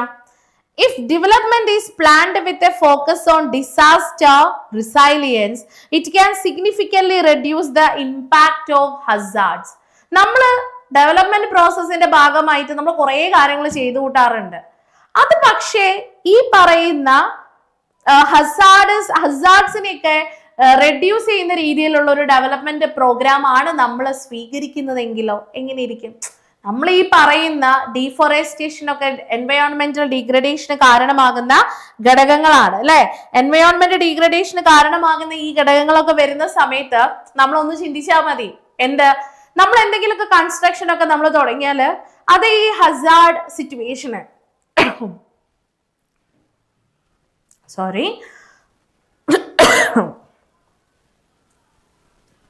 Okay fine. അപ്പൊ ഈ ഒരു അപ്പൊ ഈ ഒരു ഹസാർഡ് സിറ്റുവേഷനെ ബാധിക്കുന്ന രീതിയിലാണ് എന്ത് ചെയ്യുക നമ്മൾ, അല്ലെങ്കിൽ അതിനെ പ്രതിരോധിക്കാൻ പറ്റുന്ന രീതിയിലാണ് കൺസ്ട്രക്ഷൻ വർക്കൊക്കെ നമ്മൾ നടത്തുന്നതെങ്കിൽ that would be much better. No, അതാണ് നമ്മൾ പഠിക്കുന്നത്. If development is planned with a focus of disaster resilience, it can significantly reduce the impact of hazards. നമുക്ക് ഹസാർഡ്സിന്റെ ഇമ്പാക്ട് കുറയ്ക്കാൻ പറ്റും. എങ്ങനെ? അതിലൊന്ന് structural mitigation, non structural mitigation, strengthening lifeline system. Structural mitigation എന്ന് പറഞ്ഞാൽ development includes building infrastructure that can withstand disaster, such as earthquake resistant building, bridges and dams that control floods. Development എന്ന് പറയുന്നത് തന്നെ building structures ഉണ്ടാവുക എന്നുള്ളതാണ്. പക്ഷെ നമ്മൾ ഉണ്ടാക്കുന്ന ബിൽഡിങ്സിലൊക്കെ എർത്ത് ക്വേക്കിനെ റെസിസ്റ്റ് ചെയ്യാൻ പറ്റുന്ന രീതിയിലുള്ള ഒരു കൺസ്ട്രക്ഷൻ വർക്കാണ് നമ്മൾ ഫോളോ ചെയ്യുന്നതെങ്കിലോ, ബ്രിഡ്ജസും ഡാമും എല്ലാം ഈ ഫ്ലഡിനെ കൺട്രോൾ ചെയ്യാൻ പറ്റുന്ന രീതിയിലാണെങ്കിലോ എങ്ങനെ ഇരിക്കും? അപ്പോ അത് ഡെവലപ്മെന്റ് ആണ്, പക്ഷെ അത് എന്തിനു കാരണമാകുന്നില്ല? ഒരു ഡിസാസ്റ്റർ വരുമ്പോൾ നമുക്കൊരു വിധം നമുക്ക് പിടിച്ചു നിൽക്കാൻ വേണ്ടി പറ്റും. രണ്ടാമത്തത് non structural mitigation. Non structural mitigation പലപ്പോഴും എന്തിനു കാരണമാകുന്നുണ്ട്? ഹസാർഡ് സിറ്റുവേഷനെ വർദ്ധിപ്പിക്കുകയുള്ളൂ. This involves human behaviour oriented development, such as creating better land use laws, providing disaster insurance and improving public awareness and education. ഇപ്പം എന്താണ്? ജനങ്ങൾക്ക് പ്രോപ്പർ ആയിട്ടുള്ള ബോധം ഉണ്ടാക്കിയെടുക്കുക അല്ലെ. നമ്മൾ പറയാറുണ്ട് കൂടുതലായിട്ട് എഡ്യൂക്കേഷൻ കൊടുക്കുക, അതേപോലെ തന്നെ ലാൻഡ് ഒക്കെ യൂസ് ചെയ്യുമ്പോൾ ശ്രദ്ധിച്ചൊക്കെ ഉപയോഗിക്കുക. പ്രൊവൈഡിങ് ഡിസാസ്റ്റർ ഇൻഷുറൻസ്, നമ്മൾ വീടൊക്കെ നമ്മൾ പണിയുന്ന സമയത്തെ ഇൻഷുറൻസ് സ്റ്റാർട്ടിങ്ങിൽ തന്നെ ഇപ്പം നമ്മൾ എന്തെങ്കിലുമൊക്കെ ലോണൊക്കെ എടുക്കുകയാണെങ്കിൽ നിങ്ങൾ ശ്രദ്ധിച്ചിട്ടുണ്ടാവും, ഇൻഷുറൻസ് ആഡ് ചെയ്യാനുള്ള ഓപ്ഷൻ ഉണ്ട്. അത് നല്ലതാണ്. നമ്മൾ ഭാവിയിൽ എന്തെങ്കിലും ബുദ്ധിമുട്ട് വരികയാണെങ്കിൽ നമുക്കൊന്ന് സർവൈവ് ചെയ്യാൻ, നമുക്കൊന്ന് പിടിച്ചു നിൽക്കാൻ അത്തരത്തിലുള്ള കാര്യങ്ങൾ ചെയ്തേ മതിയാവൂ. Then strengthening lifeline system അല്ലെ. എന്താണ്? Modern development focus on making lifeline system. എന്തൊക്കെയാണ് ആ lifeline system? Like water, electricity and transport links more resistant, so they continue to function during an emergency. അപ്പൊ നമുക്ക് ജലം, life line എന്ന് പറയുന്നത് തന്നെ വാട്ടർ ആണ്. Life line of A country that means reverse. അപ്പൊ ആ റിവേഴ്സിനെ നമ്മൾ പ്രോപ്പർ ആയിട്ട് മെയിൻറ്റെയിൻ ചെയ്യുക. അതിലൂടെയുള്ള ഇലക്ട്രിസിറ്റി, ട്രാൻസ്പോർട്ട് ലിങ്ക്സ് ഒക്കെ ശരിക്കും പറഞ്ഞാൽ എന്താണ്? ഒരു എമർജൻസി സിറ്റുവേഷൻ വരുമ്പോൾ അതിനെ റെസിസ്റ്റ് ചെയ്യാൻ നമ്മളെ ഹെൽപ്പ് ചെയ്യും എന്നുള്ളതാണ്. Then disasters as an obstacle to development. ഇത്രയും നമ്മൾ എങ്ങനെയാണ് ഡിസാസ്റ്റർ ഡെവലപ്മെന്റിന് സഹായിക്കുന്നത്, ഒരു പോസിറ്റീവ് സൈഡാ പഠിച്ചത് നമ്മൾ അല്ലെ. നമ്മളപ്പോ എന്ത് ചെയ്യും? നമ്മൾ ഇനി ഉണ്ടാകുന്ന ബിൽഡിങ്സ് ഒക്കെ എങ്ങനെയുള്ള ബിൽഡിങ്സ് ആയിരിക്കും? വളരെ എന്താണ്, എർത്ത് ക്വേക്ക് റെസിസ്റ്റന്റ് ആയിട്ടുള്ള ബിൽഡിങ്സ് ആയിരിക്കും. ഫ്ലഡ് പ്ലെയിൻസിനെയൊക്കെ കൺട്രോൾ ചെയ്യാൻ പറ്റുന്ന ഡാമും അതേപോലെ തന്നെ റോഡ്, ബ്രിഡ്ജസ് ഒക്കെ അങ്ങനെയാ വരുന്നത്. ദെൻ നമ്മൾ മോർ അവെയർ ആവുകയാണ്. എഡ്യൂക്കേഷണൽ, വിദ്യാഭ്യാസപരമായിട്ടുള്ള കാര്യങ്ങൾ നമ്മളിലേക്ക് കൂടുതലായിട്ട് എത്തുന്നു. അപ്പൊ നമ്മൾ ഭയങ്കര അവെയർ ആയിട്ട് നിൽക്കുന്ന സിറ്റുവേഷനിലേക്ക് നമ്മൾ വരും. പക്ഷേ ഡിസാസ്റ്റർ പലപ്പോഴും ഡെവലപ്മെന്റിന് എന്തായിട്ട് മാറിയിട്ടുണ്ട്? വലിയ തടസ്സമായിട്ട് മാറാറുണ്ട്. ഹൗ? എങ്ങനെ? നോക്കാം. A single major disaster can set a country's development back by many years. അല്ലെ? അതായത് ഒരു സിമ്പിൾ ഡിസാസ്റ്റർ വന്നാൽ തന്നെ ഒരുപാട് വർഷത്തേക്ക് ഒരു രാജ്യത്തിന് അതിന്ന് പുറത്തേക്ക് വരാൻ സമയമെടുക്കും. അപ്പോ ലോസ് ഓഫ് ഇൻഫ്രാസ്ട്രക്ചർ, അതാണ് ആദ്യത്തെ പോയിന്റ്. ഒരു ഡിസാസ്റ്റർ വന്നു കഴിഞ്ഞാൽ നമ്മുടെ രാജ്യത്തിന്റെ ഡെവലപ്മെന്റിനെ എങ്ങനെയാ ബാധിക്കുക? നമ്മൾ ഇത്രയും കാലം ഉണ്ടാക്കിയെടുത്ത ഇൻഫ്രാസ്ട്രക്ചർ മൊത്തം നശിക്കും. Disasters destroy essential physical assets like school, hospitals, roads and communication network. ഇത് പൂർണ്ണമായിട്ട് നമുക്ക് പ്രോപ്പർ റോഡ് ഉപയോഗിക്കാൻ പറ്റുന്നില്ല അല്ലെ. സ്കൂളിംഗ് നമുക്ക് നടക്കുന്നില്ല, എഡ്യൂക്കേഷൻ പ്രോപ്പർ ആയിട്ട് നടക്കുന്നില്ല. ഒരു ഹെൽത്ത് എമർജൻസി വന്നാൽ നമുക്ക് ആക്സസ് ചെയ്യാൻ, അപ്രോച്ച് ചെയ്യാൻ ഹോസ്പിറ്റൽ ഇല്ല. ഇങ്ങനെയുള്ള ഒരുപാട് പ്രശ്നങ്ങൾ ഡിസാസ്റ്റർ വരുമ്പോൾ ഒരു രാജ്യം ഫീൽ ചെയ്യാറുണ്ട്. ഡൈവേർഷൻ ഓഫ് റിസോഴ്സ് ആണ് അടുത്തൊരു പ്രധാനപ്പെട്ട കാര്യം. ഉറവിടങ്ങൾ നമുക്ക് പ്രോപ്പർ ആയിട്ട് ലഭിക്കാതെ വരുന്നത് അല്ലെ. അതെങ്ങനെയാ അങ്ങനെ സംഭവിക്കുന്നത്? The scarce financial resources that were meant for long-term development projects like building new schools are often diverted to immediate relief and reconstruction efforts. സ്കൂളുകളിലൊക്കെയാണ് ഇങ്ങനെയുള്ള ലാൻഡ് സ്ലൈഡോ അല്ലെങ്കിൽ എന്ത് തരത്തിലുള്ള നാച്ചുറൽ ഡിസാസ്റ്റേഴ്സ് ഒക്കെ വന്നു കഴിഞ്ഞാൽ സ്കൂളുകളൊക്കെ ഒരു റിലീഫ് ഏരിയ സെന്റർ ആയിട്ട് മാറും. അഭയാർത്ഥി കേന്ദ്രം അല്ലെ, ദുരിതാശ്വാസ ക്യാമ്പ് എന്നൊക്കെ പറഞ്ഞുകൊണ്ട്, അല്ലെങ്കിൽ ആ സ്കൂളുകൾക്ക് തന്നെ എന്ത് സംഭവിക്കാറുണ്ട്, ഒരുപാട് കേടുപാടുകൾ സംഭവിക്കാറുണ്ട്. മറ്റൊന്ന് എക്കണോമിക് ഡിസ്റപ്ഷൻ, സാമ്പത്തികപരമായിട്ട് ഒരുപാട് പ്രശ്നങ്ങൾ. The disasters interrupt economic activity, അല്ലെ, നമ്മൾ ഒരുപാട് എക്കണോമിക് ആക്ടിവിറ്റീനെ അത് ഇന്ററപ്റ്റ് ചെയ്യാറുണ്ട്. ഡിസ്ട്രോയ് ലൈവ്ലിഹുഡ്സ്, നമ്മുടെ ലൈഫ്, നോർമൽ ലൈഫിനെ നശിപ്പിക്കുന്നു. And can lead to long term poverty and social instability. ഒരുപാട് സമയം നീണ്ടു നിൽക്കുന്ന പോവർട്ടിയാണ്, ദാരിദ്ര്യം. ഇങ്ങനെ ഡിസാസ്റ്റർ വരുന്നു, നമുക്ക് പുറത്തേക്ക് വരാൻ പറ്റുന്നില്ല.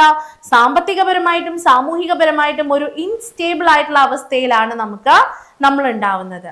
അപ്പൊ ഇതുമായിട്ട് ബന്ധപ്പെടുത്തിയിട്ട് വേണമെങ്കിൽ disasters as opportunities for development initiatives.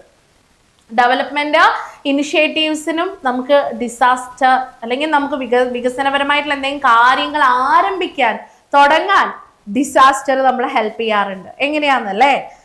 See, while disasters are tragic, they can act as the catalyst for positive change and more sustainable development. ഒരു തലത്തിൽ നോക്കുകയാണെങ്കിൽ ഡിസാസ്റ്റർ എന്ന് പറഞ്ഞാൽ ഭയങ്കര ട്രാജിക് ആണ്, നോ ഡൗട്ട് ഓൺ ദാറ്റ്. പക്ഷെ മറ്റൊരു സ്ഥലത്ത്, മറ്റൊരു വേർഷൻ നോക്കുകയാണെങ്കിൽ it is a catalyst for positive change and more sustainable development. നമ്മുടെ രാജ്യത്ത് വളരെ പോസിറ്റീവ് ആയിട്ടുള്ള മാറ്റങ്ങൾ വരണം. സസ്റ്റൈനബിൾ ഡെവലപ്മെന്റ്, സുസ്ഥിര വികസനം നിലനിൽക്കണമെങ്കിൽ അതിന് പറ്റിയൊരു ഘടകമാണ് ഡിസാസ്റ്റർ. ഹൗ? ഇത്രയും നമ്മൾ പഠിച്ചു, പക്ഷേ പോസിറ്റീവായിട്ട് ഡിസാസ്റ്റർ എങ്ങനെയാ മാറുന്നത്? ട്രാൻസ്പോർട്ടേഷനും അല്ലെങ്കിൽ സസ്റ്റൈനബിൾ ഡെവലപ്മെന്റിനൊക്കെ ഇമ്പോർട്ടൻസ് കൊടുക്കുന്ന രീതിയിൽ എങ്ങനെയാ ഡിസാസ്റ്റർ അല്ലെങ്കിൽ ഒരു രാജ്യത്ത് ഒരു പ്രദേശത്ത് നടക്കുന്ന ഡിസാസ്റ്റർ അതിന് കാരണമാകുന്നത്? ബിൽഡ് ബാക്ക് ബെറ്റർ, അല്ലേ? നമുക്കൊരു കാര്യം മനസ്സിലായി, നമ്മുടെ ബിൽഡിങ്സ് ഒക്കെ എന്താണ്, ലോ ക്വാളിറ്റിയാ. ഇനി നമ്മൾ എന്ത് ചെയ്തിരിക്കണം? During the recovery phase, there is an opportunity to rebuild infrastructure using better technology and safety standards than what existed before. ഇത്രയും കാലം മുന്നേ നിലനിന്നിരുന്ന ഇൻഫ്രാസ്ട്രക്ചറിൽ നിന്ന് മാറിക്കൊണ്ട് നമ്മൾ എങ്ങനെ വേണം പ്രവർത്തിക്കാൻ? നമ്മൾ കുറച്ചുകൂടെ സേഫ്റ്റിക്ക് പ്രാധാന്യം കൊടുത്തുകൊണ്ട്, നമ്മുടെ ഡ്രോബാക്സ് ഒക്കെ പരിഹരിച്ചുകൊണ്ട് വീണ്ടും നമ്മളൊരു ഇൻഫ്രാസ്ട്രക്ചർ, ഇനി നമ്മൾ പോകുന്ന ബിൽഡിങ്സ് ഒക്കെ നമ്മൾ അത്രത്തോളം ശ്രദ്ധിച്ചിട്ടേ നമ്മൾ ചെയ്യുള്ളൂ. നെക്സ്റ്റ്, ഇൻസ്റ്റിറ്റ്യൂഷണൽ ഗ്രോത്ത്, സ്ഥാപനപരമായിട്ടുള്ള വളർച്ച.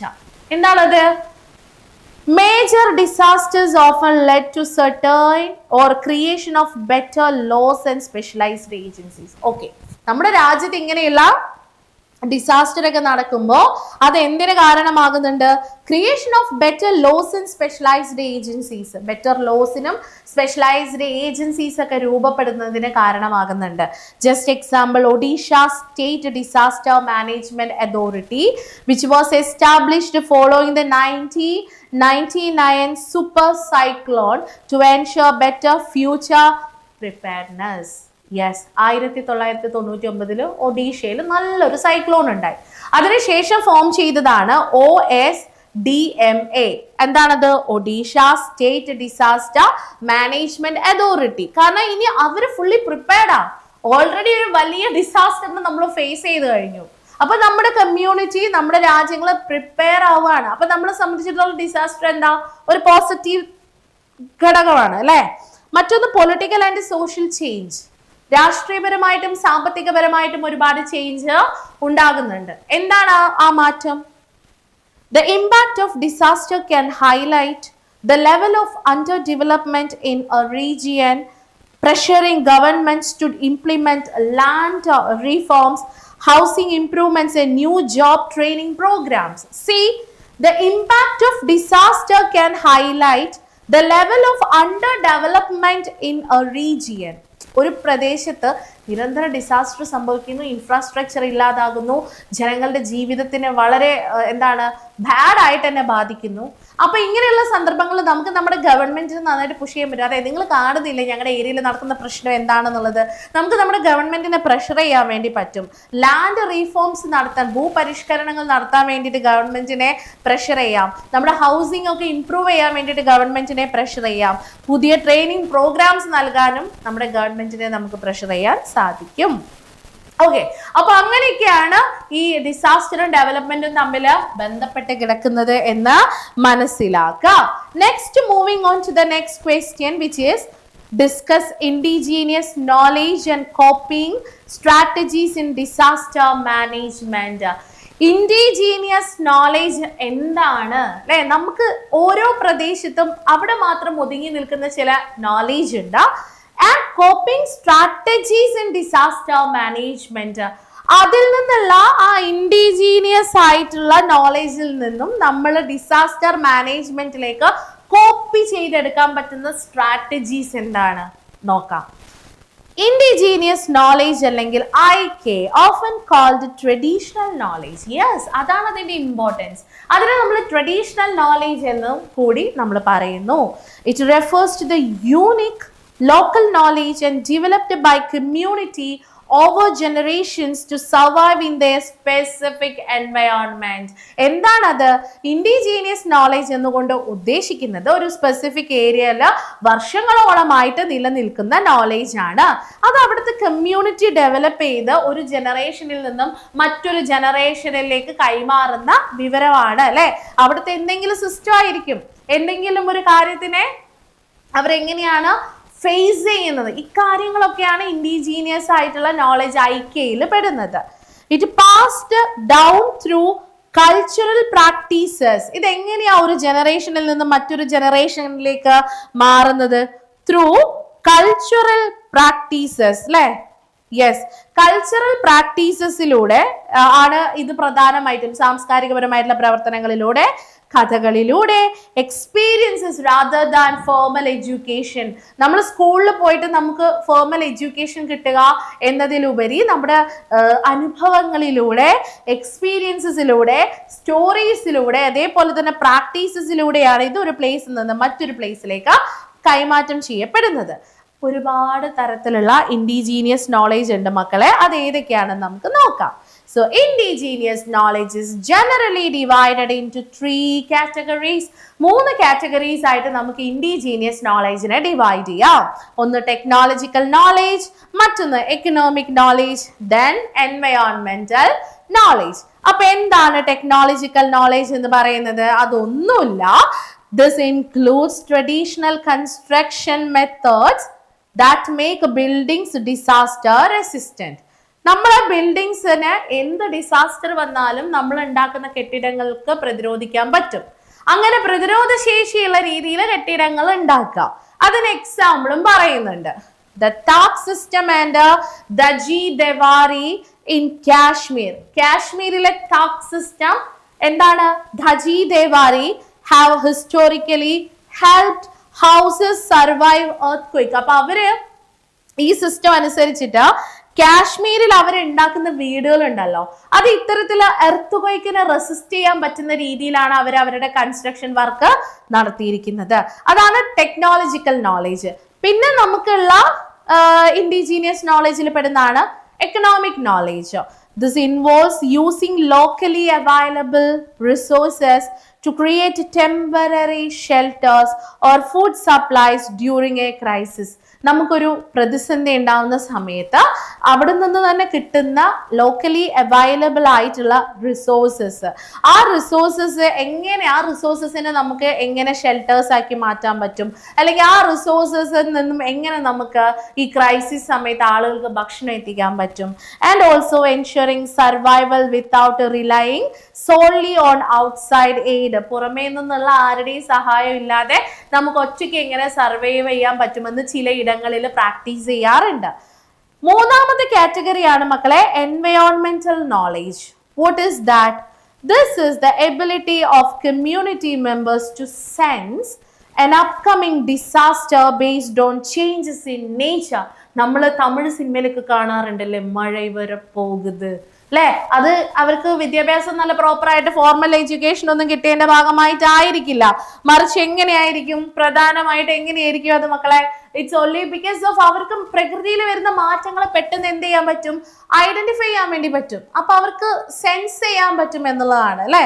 An upcoming disaster based on change in nature such as weather patterns or animal behavior.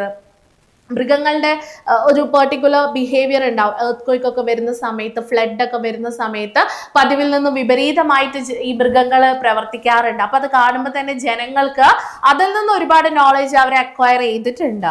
ഇനി ഇൻഡിജീനിയസ് ആയിട്ട് നമുക്ക് ഒരുപാട് വാർണിംഗ് സിസ്റ്റം ഉണ്ട് കേട്ടോ, മുന്നറിയിപ്പ് സംവിധാനങ്ങളുണ്ട് ഇൻഡിജീനിയസ് ആയിട്ട് ഓരോ ചില കമ്മ്യൂണിറ്റിയിൽ നിലനിൽക്കുന്നത്. Various natural indicators to predict disasters like cyclones or ഫ്ലഡും സൈക്ലോൺസും ഒക്കെ പ്രഡിക്റ്റ് ചെയ്യാൻ പലതരത്തിലുള്ള വാർണിംഗ് സിസ്റ്റം, മുന്നറിയിപ്പ് സംവിധാനങ്ങൾ അവർക്കുണ്ട്. അതിലൊന്ന് വെതർ പാറ്റേൺസ് ആണ്. വെതർ പാറ്റേൺ ഒരു ഗ്ലൂമി ആയിട്ടുള്ള overcast sky or change in wind direction often indicates an approaching cyclone. Cyclone വരുന്നുണ്ട്, ഗ്ലൂമി ആയിട്ട് നിൽക്കാണ്, വിൻഡിന്റെ ഡയറക്ഷനിൽ മാറ്റം ഉണ്ടെങ്കിൽ അവർക്കത് സെൻസ് ചെയ്തെടുക്കാൻ പറ്റും. Yes, this is the coming of a cyclone. മറ്റൊന്ന് ആനിമൽ ബിഹേവിയർ ആണ്. അൺയൂഷ്വൽ ആയിട്ട് ഈ നായകളൊക്കെ കുരയ്ക്കുന്നത്, സ്പെസിഫിക്കലി രാത്രി. And also bees moving in clusters, ഒരു ക്ലസ്റ്റർ എന്ന് പറഞ്ഞാൽ കൂട്ടമായിട്ട് ബീസ് മൂവ് ചെയ്യുന്നത്. Or ants climbing trees with eggs are traditionally seen as sign of a potential hazard. അപ്പം ആൻസ് ഒക്കെ ഈ മരത്തിൽ നിന്ന് താഴേക്ക് ചാടുന്നതൊക്കെ എന്താണ്? അത് ട്രഡീഷണലി ഒരു വലിയ ഹസാർഡ് വരാൻ പോകുന്നു എന്നതിന്റെ സൈൻ ആയിട്ടാണ് കാണിക്കാറുള്ളത്. And sea and river patterns like thundering sound from the sea, നമ്മുടെ സമുദ്രഭാഗത്തു നിന്ന് വലിയ ശബ്ദത്തോട് ഇടി വരുന്നത്. Or change in the colour of the water, സമുദ്ര ജലത്തിന്റെ നിറത്തിന് മാറ്റം വരുന്നതൊക്കെ ഫ്ലഡും സൈക്ലോണും വരാനുള്ള സാധ്യതയാണ് ഇവിടെ കാണിക്കുന്നത്. ആൻഡ് നമ്മുടെ ക്വസ്റ്റിൽ നമ്മൾ പറഞ്ഞൊരു കാര്യം, ഇൻഡിജീനിയസ് ആയിട്ടുള്ള കോപ്പിംഗ് സ്ട്രാറ്റജീസിനെ കുറിച്ചും ഇവിടെ പറയുന്നുണ്ട് അല്ലെ? നമുക്ക് ഇത്തരത്തില് ഓരോ കമ്മ്യൂണിറ്റിയിലും പലതരത്തിലുള്ള ഇൻഡിജീനിയസ് സിസ്റ്റം ഉണ്ട്, എങ്ങനെ നമുക്ക് അതിനെ റെസിസ്റ്റ് ചെയ്യാം. So the coping strategies are the methods communities used to manage the impact of disaster. ഓരോ കമ്മ്യൂണിറ്റീസും ഇതിനെ മറികടക്കാൻ വേണ്ടിയിട്ട് അവർ യൂസ് ചെയ്യുന്ന ചില വാർണിംഗ് സിസ്റ്റം ഉണ്ട്. അതെന്താന്ന് നോക്കാം നമുക്ക്. ഫോർ സൈക്ലോൺ ആൻഡ് ഫ്ലഡ്, സൈക്ലോണും ഫ്ലഡും വരികയാണെങ്കിൽ അവരെന്ത് ചെയ്യുന്ന അറിയോ? പ്രൊട്ടക്റ്റിംഗ് റിസോഴ്സസ്, അവരുടെ കയ്യിലുള്ള റിസോഴ്സസ് അവർ പ്രൊട്ടക്ട് ചെയ്യും. എങ്ങനെ? People wrap seeds, rice and important documents in plastic. അവർ വലിയൊരു ഫ്ലഡോ ഒക്കെ വരികയാണെങ്കിൽ അവർക്ക് ആവശ്യമായിട്ടുള്ള സീഡ്, അതേപോലെ തന്നെ ഡോക്യുമെന്റ്സ് ഒക്കെ ഒരു പ്ലാസ്റ്റിക് കവറിൽ പൊതിഞ്ഞിട്ട് അല്ലെങ്കിൽ ഒരു ക്ലോത്തിൽ പൊതിഞ്ഞിട്ട് bury them underground to keep them safe until the disaster passes. Yes, ആ ഒരു ദുരന്തം കടന്നു പോകുന്നത് വരെ അവർ മണ്ണിന്റെ അടിയിൽ അത് കുഴിച്ചു വെക്കും, ബറി ചെയ്ത് വെക്കും. Okay, next is safe construction ആണ്. ഇപ്പൊ നമ്മുടെ വീടുകളൊക്കെ എന്താണ്? Which are built on higher ground or higher the plains to prevent water from entering. Flood ഒക്കെ വരികയാണെങ്കിൽ നമ്മൾ ഈ മുകളിൽ നല്ല ഹൈ ഏരിയയിൽ കൺസ്ട്രക്ട് ചെയ്ത വീടുകൾക്കൊന്നും ഫ്ലഡ് ബാധകമല്ലല്ലോ. ലോലാൻഡ് ഏരിയാസിലാണ് ഫ്ലഡ് എന്തായിട്ടുണ്ടാവുക? ബാധകമായിട്ടിരിക്കുക.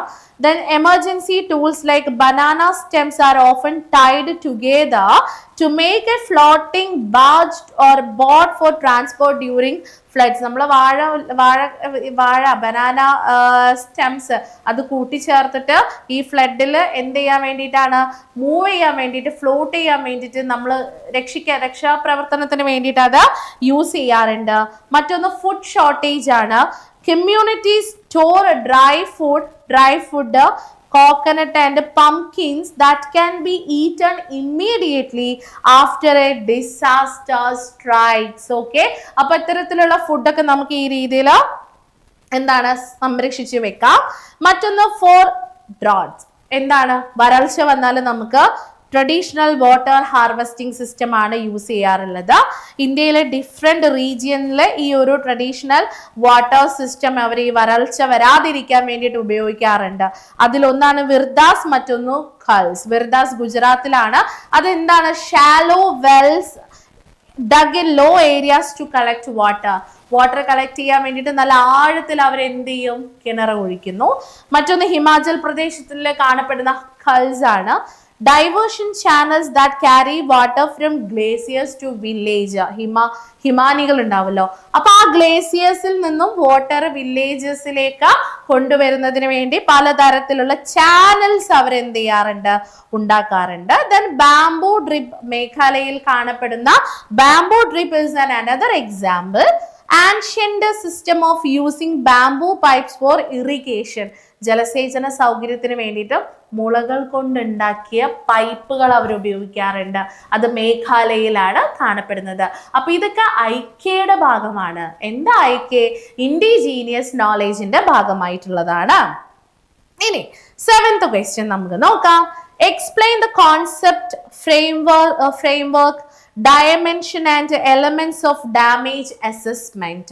നമുക്കറിയാം ഡാമേജ് അസസ്മെന്റ് എന്ന കോൺസെപ്റ്റ് എന്താണ്, ഫ്രെയിംവർക്ക് എന്താണ്, ഡയമെൻഷൻ എന്താണ്, അതിന്റെ എലമെന്റ്സ് എന്തൊക്കെയാണ്, ഇതിനെ കുറിച്ചിട്ട് എക്സ്പ്ലെയിൻ ചെയ്യാനാണ് ഇവിടെ പറയുന്നത്. So explain the concept, framework, dimension and elements of damage assessment. The core objective of damage assessment is to provide a rapid and accurate picture of a disaster affected area to facilitate quick rescue operation. നമ്മൾ ഒരു പ്ലേസിന്റെ damage അല്ലെങ്കിൽ ഒരു disaster വന്നു കഴിഞ്ഞാൽ അവിടെ നമ്മൾ damage assessment നടത്തുക എന്നതിന്റെ ഏറ്റവും വലിയ ലക്ഷ്യം എന്താണ്? നമ്മൾ ആ ഏരിയയെ കുറിച്ച് ഒരു റാപ്പിഡ് ആയിട്ടുള്ള, ഒരു അക്യുറേറ്റ് ആയിട്ടുള്ള പിക്ചർ കൊടുക്കുകയാണ്. ഏകദേശം ഈ രീതിയിൽ ഈ സൈക്ലോൺ അല്ലെങ്കിൽ ഫ്ലഡ് അല്ലെങ്കിൽ ലാൻഡ് സ്ലൈഡ് ബാധിച്ചിട്ടുണ്ട്. സോ ഏത് തരത്തിലുള്ള രക്ഷാപ്രവർത്തനമാണ് നമുക്ക് അവിടെ ആവശ്യമുള്ളത്? So accurate picture about the disaster affected area. It involves estimating the amount of relief required. അപ്പം നമുക്ക് എത്ര പണം വേണ്ടി വരും, അതിനോടൊപ്പം തന്നെ ഫുഡ്, മെഡിസിൻ, ഷെൽട്ടർ ഒക്കെ എല്ലാം നമുക്ക് എന്ത് ചെയ്യണം? റിക്കവർ ചെയ്തെടുക്കണം. And identifying specific needs for long term rehabilitation. അല്ലെ, ഒരുപാട് കാലത്തേക്ക് നമുക്ക് എന്താണ് ആളുകളെ മാറ്റി താമസിപ്പിക്കാൻ, അവർക്കിപ്പോ വീടൊന്നുമില്ല. അപ്പൊ അതിനാവശ്യമായിട്ടുള്ള അല്ലെങ്കിൽ എന്തൊക്കെ കാര്യങ്ങൾ അതിന് ആവശ്യമാണ് എന്നത് നമ്മൾ എന്ത് ചെയ്തിരിക്കണം? ഇവിടെ പ്രോപ്പറായിട്ട് നമ്മൾ നോക്കേണ്ടതായിട്ടുണ്ട്. Essentially, it is an information and rescue management process that ensures help reaches those who need it most, preventing secondary hazards and further escalation of the crisis. അപ്പോൾ അത് ഒന്ന് ഫ്രെയിംവർക്ക് ഓഫ് ഡാമേജ് അസസ്മെന്റ് ആണ്. The framework for assessing damage is generally divided into 2 main parts. അപ്പൊ നമ്മൾ എന്ത് ചെയ്യാണ്? Damage എത്രത്തോളം ഉണ്ടായിട്ടുണ്ട് എന്നതിനെ കുറിച്ചുള്ള ഒരു ഫ്രെയിംവർക്ക് നടത്താണ്. അതിൽ ആദ്യത്തെ ഭാഗം initial situation of overview, ISO എന്നാണ് അതിനെ പറയുന്നത്. This is a time-bound activity usually performed within the first 8 hours of disaster. Okay, ആദ്യത്തെ ഒരു ഡിസാസ്റ്ററിന്റെ ആദ്യത്തെ 8 മണിക്കൂറിലാണ് നമ്മളിത് ചെയ്യുന്നത്. It uses observation from key organisation, aerial views or satellite photos to determine the immediate action required to respond to the hazards. അപ്പം നമ്മൾ aerial view, satellite ഫോട്ടോസിലൂടെയൊക്കെ ആ ഡിസാസ്റ്റർ റിലേറ്റഡ് ആയിട്ടുള്ള ഏരിയാസിനെ നമ്മൾ കൂടുതൽ ഒബ്സർവ് ചെയ്തിട്ട് ഏതൊക്കെ തരത്തിലുള്ള പ്രവർത്തനങ്ങളാണ് അവിടെ വേണ്ടത് എന്നതിനെ കുറിച്ചൊരു ഫ്രെയിംവർക്ക് ഉണ്ടാക്കും. Then need analysis. The second part focuses on the affected population to define the level and the type of assistance required. അപ്പോൾ നമ്മൾ അവിടെയുള്ള ആളുകളുടെ അടുത്ത് ഏതൊക്കെ തരത്തിലുള്ള ആളുകൾക്ക് ഏതൊക്കെ തരത്തിലുള്ള അസിസ്റ്റൻസ് ആണ് വേണ്ടത് എന്നതിനെ കുറിച്ച് നമ്മൾ ഡീപ്പായിട്ട് അനാലിസിസ് നടത്തുന്നു. So it covers the extent of damage. ആ ഒരു ഏരിയയിൽ എത്രത്തോളം ഡാമേജ് ഉണ്ടായിട്ടുണ്ട്. Identify secondary threats. ഇനി ഈ ഡിസാസ്റ്റർ വന്നു, അത് അവിടെ അവസാനിച്ചു, പിന്നീട് വീണ്ടും ഇവർക്ക് അവിടെ ഉണ്ടാവാൻ സാധ്യതയുള്ള ത്രെറ്റ് എന്താണ്, and also help formulate long term rehabilitation strategies അല്ലെ, അവിടെ ലോങ് ടേം റീഹാബിലിറ്റേഷൻ സ്ട്രാറ്റജീസ് നമ്മൾ സ്റ്റാർട്ട് ചെയ്യണം. Then third one is dimension of damage assessment. See, damage assessment is multidisciplinary exercise involving experts from various fields such as health, engineering, social science and public works. Damage assessment എന്ന് പറയുന്നത് ഒരുപാട് വിഭാഗത്തിലുള്ള ആളുകൾ കൂടി ചേർന്ന ഒരു വർക്കാ. അതിൽ ഹെൽത്ത് റിലേറ്റഡ് ആയിട്ടുള്ള ഒഫീഷ്യൽസ് ഉണ്ടായിരിക്കും, എഞ്ചിനീയറിംഗ് വിഭാഗത്തിൽ പെടുന്ന ആളുകൾ ഉണ്ടായിരിക്കും, പബ്ലിക് വർക്ക് റിലേറ്റഡ് ആയിട്ട് ഇവരെല്ലാവരും കൂടെ ചേർന്നിട്ടാണ് ഈ ഒരു ഏരിയയുടെ ഡാമേജ് അസസ്മെന്റ് നടത്തുന്നത്. So the information gathered is usually segregated into several dimension. അപ്പോ അങ്ങനെ കിട്ടിയ ഇൻഫർമേഷൻ നമ്മൾ പൊതുവെ പല ഡയമെൻഷനിലേക്ക് എന്ത് ചെയ്യാറുണ്ട്, സെഗ്രിഗേറ്റ് ചെയ്യാറുണ്ട്. Like disaster nature, occurrence date, ഇത്തരത്തിലുള്ള ഡിസാസ്റ്റർ ആണ് നടന്നത്, അത് എങ്ങനെയാണ് സംഭവിച്ചത്, പ്രോഗ്രസ് ട്രാക്കിംഗ് എങ്ങനെയുള്ളതാണ്, റീസ്റ്റോറേഷൻ എസ്റ്റിമേറ്റ്സ് എങ്ങനെയാണ് എന്നതിനെ കുറിച്ചൊരു ഐഡിയ നമ്മൾ ഉണ്ടാക്കിയെടുക്കും. മറ്റൊന്ന് elements of damage assessment.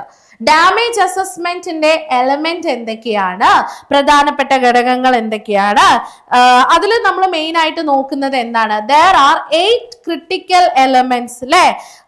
8 critical elements ആണ് ഇതിൽ പ്രധാനമായിട്ട് നമുക്ക് കാണാൻ സാധിക്കുന്നത്. It involve in A thorough damage assessment process. എന്തൊക്കെയാണ് ആ 8 ക്രിട്ടിക്കൽ എലമെന്റ്സ് എന്ന് പറയുന്നത്?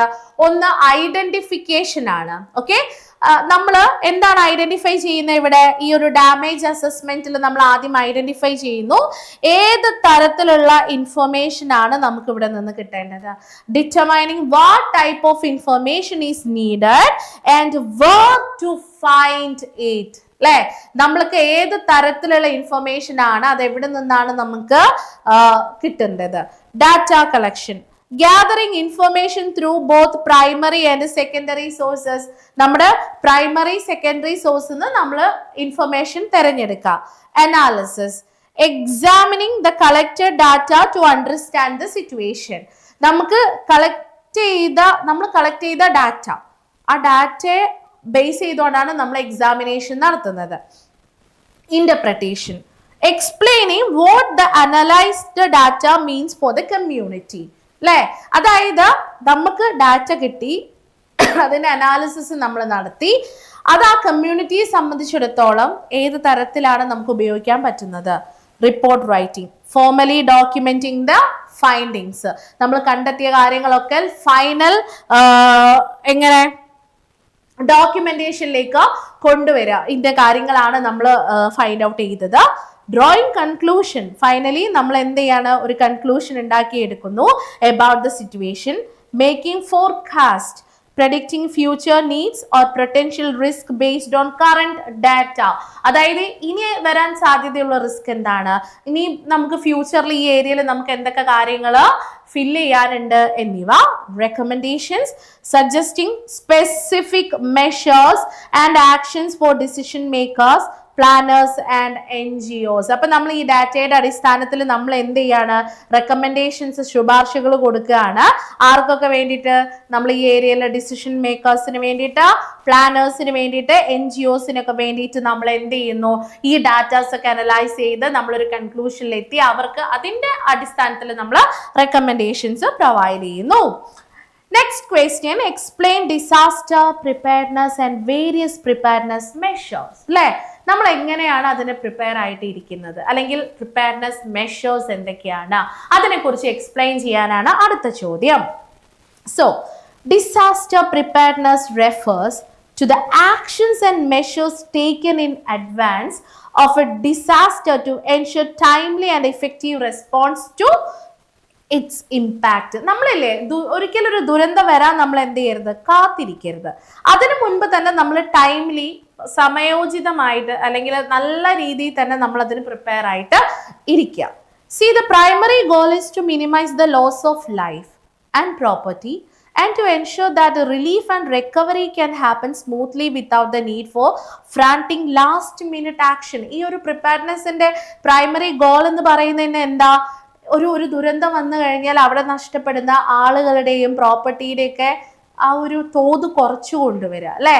അതേപോലെ തന്നെ പെട്ടെന്ന് തന്നെ നമുക്ക് ആ ഒരു സിറ്റുവേഷനിൽ നിന്ന് റിക്കവർ ചെയ്യാൻ പറ്റുന്ന രീതിയിൽ നമ്മൾ എല്ലാത്തിനും തയ്യാറായിട്ട് എടുക്കുക. So preparedness is A continuous process. അതുകൊണ്ട് ഈ തയ്യാറെടുപ്പുകൾ എന്ന് പറയുന്നത്, പ്രിപ്പയർനെസ് എന്ന് പറയുന്നത് എന്താണ്? That is A continuous process. എങ്ങനെയാണ് അതൊരു കണ്ടിന്യൂസ് പ്രോസസ് ആയിട്ട് മാറുന്നത്? അല്ലെങ്കിൽ അതിൽ ആ ഒരു പ്രിപ്പയർനെസ് എന്ന് പറയുന്ന പ്രോസസ്സിൽ എന്തൊക്കെ ഉൾക്കൊള്ളുന്നുണ്ട്? That involves governments, professional organisations, communities and individuals. ഇതെല്ലാം കൂടെ ചേർന്നിട്ടുള്ളതാണ് പ്രിപ്പയർനെസ് എന്ന് പറയുന്നത്. So according to the source, preparedness measures can be categorized into several type അല്ലേ. ഈ സോഴ്സ് അനുസരിച്ച് പ്രിപ്പയർനെസ് മെഷേഴ്സിനെ നമുക്ക് എന്താണ് പല ടൈപ്സ് ആയിട്ട് കാറ്റഗറി ചെയ്യാൻ വേണ്ടി പറ്റും. നമ്പർ 1 ടാർഗറ്റ് ഓറിയന്റഡ് പ്രിപ്പയർനെസ് ആണ്. അതെന്താണ് അതുകൊണ്ട് ഉദ്ദേശിക്കുന്നത്? It focuses on specific groups or sectors that need unique planning. Okay, ചില ഗ്രൂപ്പുകളെ സംബന്ധിച്ചിടത്തോളം, ചില മനുഷ്യന്മാരെ അല്ലെങ്കിൽ ചില വിഭാഗക്കാരെ സംബന്ധിച്ചിടത്തോളം അവർക്ക് വ്യത്യസ്ത തരത്തിലുള്ള പ്ലാനിങ് ആവശ്യമാണ്. For example life stock preparedness. Life stock preparedness എന്ന് പറഞ്ഞാൽ, ലൈഫ് സ്റ്റോക്ക് തന്നെ കന്നുകാലികൾ, നമ്മുടെ മൃഗങ്ങൾ, പക്ഷികൾ. So creating database of animals at risk, assessing medical resources like veterinary hospitals and training volunteers to manage livestock during a crisis. അതായത് proper ആയിട്ട് ഈ വെറ്ററിനറി ഹോസ്പിറ്റൽസും മെഡിക്കൽ റിസോഴ്സും അതേപോലെ തന്നെ വളണ്ടിയേഴ്സിനൊക്കെ ട്രെയിൻ ചെയ്യുക ഈ ഒരു ക്രൈസിസിന്റെ സമയത്ത് ഈ ലൈഫ് സ്റ്റോക്കിനെ മാനേജ് ചെയ്യാൻ വേണ്ടിയിട്ട്. നെക്സ്റ്റ് ഹെൽത്ത് പ്രിപ്പയർനെസ് ആണ്.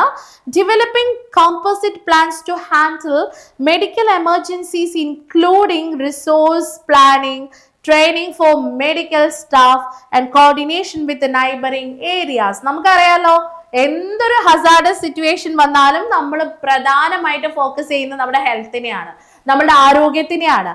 അപ്പൊ എന്താണ്, മെഡിക്കൽ എമർജൻസീസിനെ ഹാൻഡിൽ ചെയ്യാൻ പറ്റുന്ന രീതിയിൽ റിസോഴ്സസ് പ്ലാനിങ് കൊണ്ടുവരിക. അതേപോലെ തന്നെ മെഡിക്കൽ സ്റ്റാഫിന് ഇങ്ങനെയുള്ള ക്രൈസിസ് സിറ്റുവേഷനിൽ നമ്മൾ എമർജന്റ് ആയിട്ട് ചെയ്യേണ്ട കാര്യങ്ങൾ എന്തൊക്കെയാണ് അതിനെക്കുറിച്ച് പ്രോപ്പർ ട്രെയിനിങ് കൊടുക്കുക.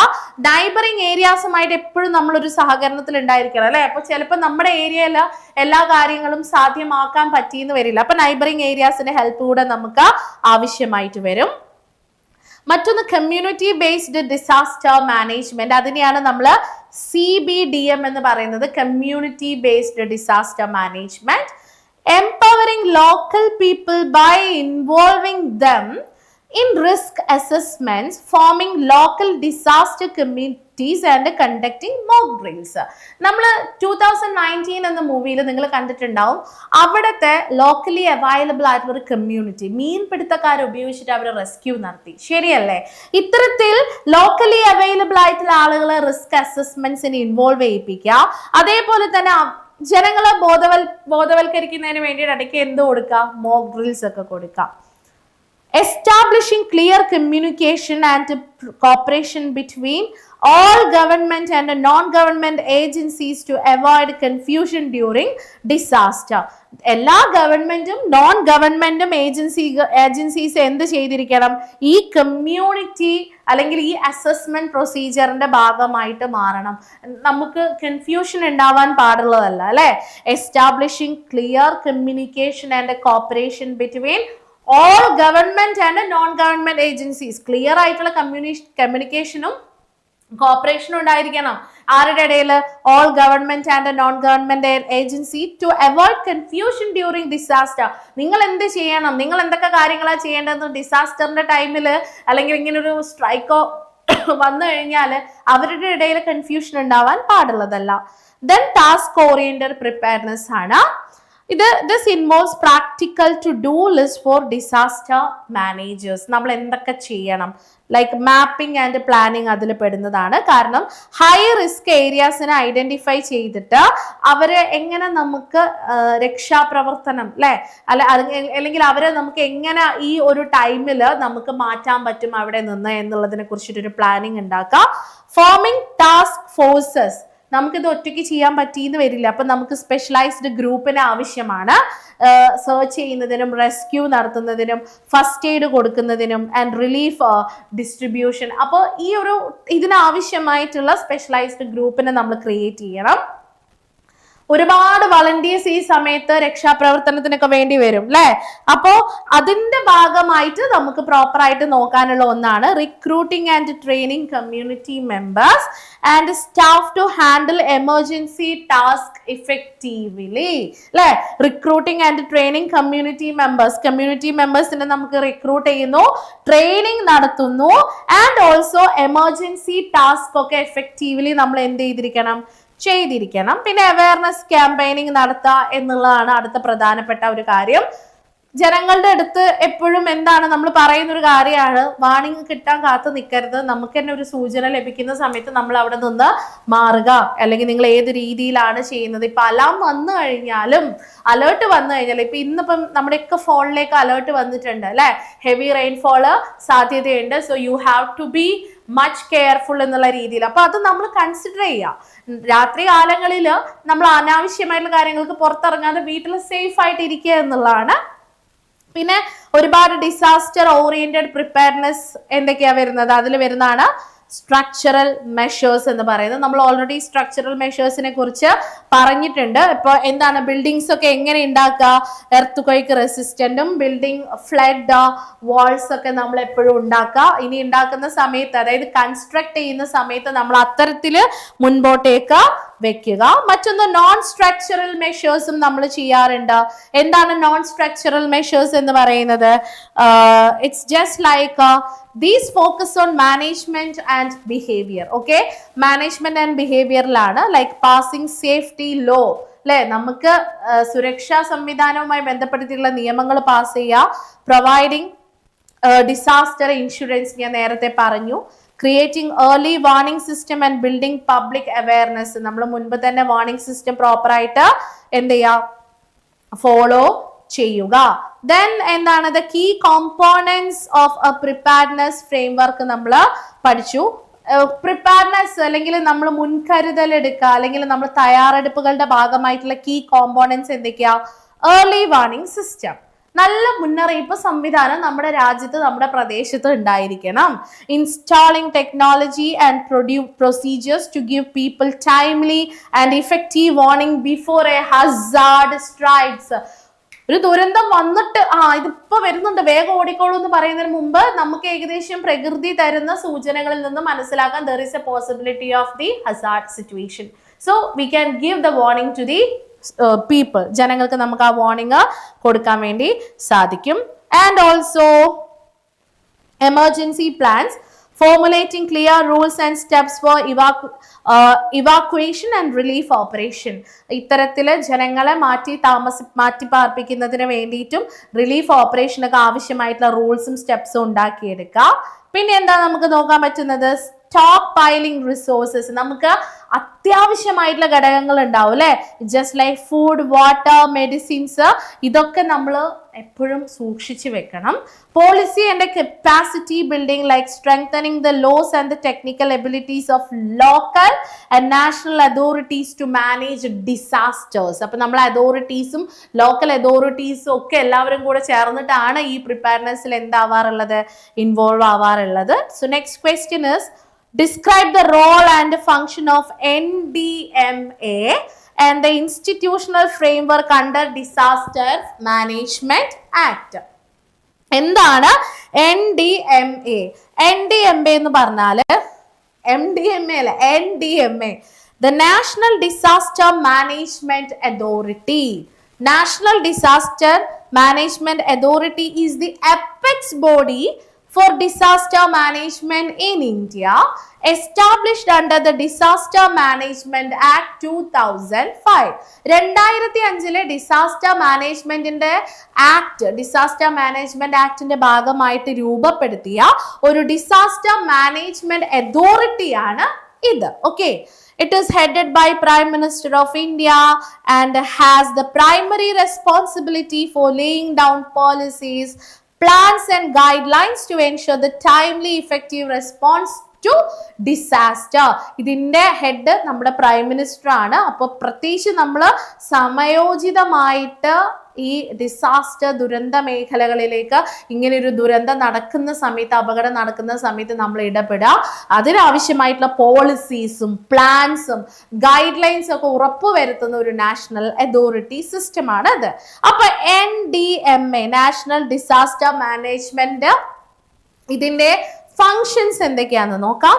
പോളിസി ആൻഡ് പ്ലാനിങ് അല്ലെ, നമുക്ക് ആവശ്യമായിട്ടുള്ള പോളിസീസും പ്ലാനിങ്ങും ഉണ്ടാക്കിയെടുക്കാം.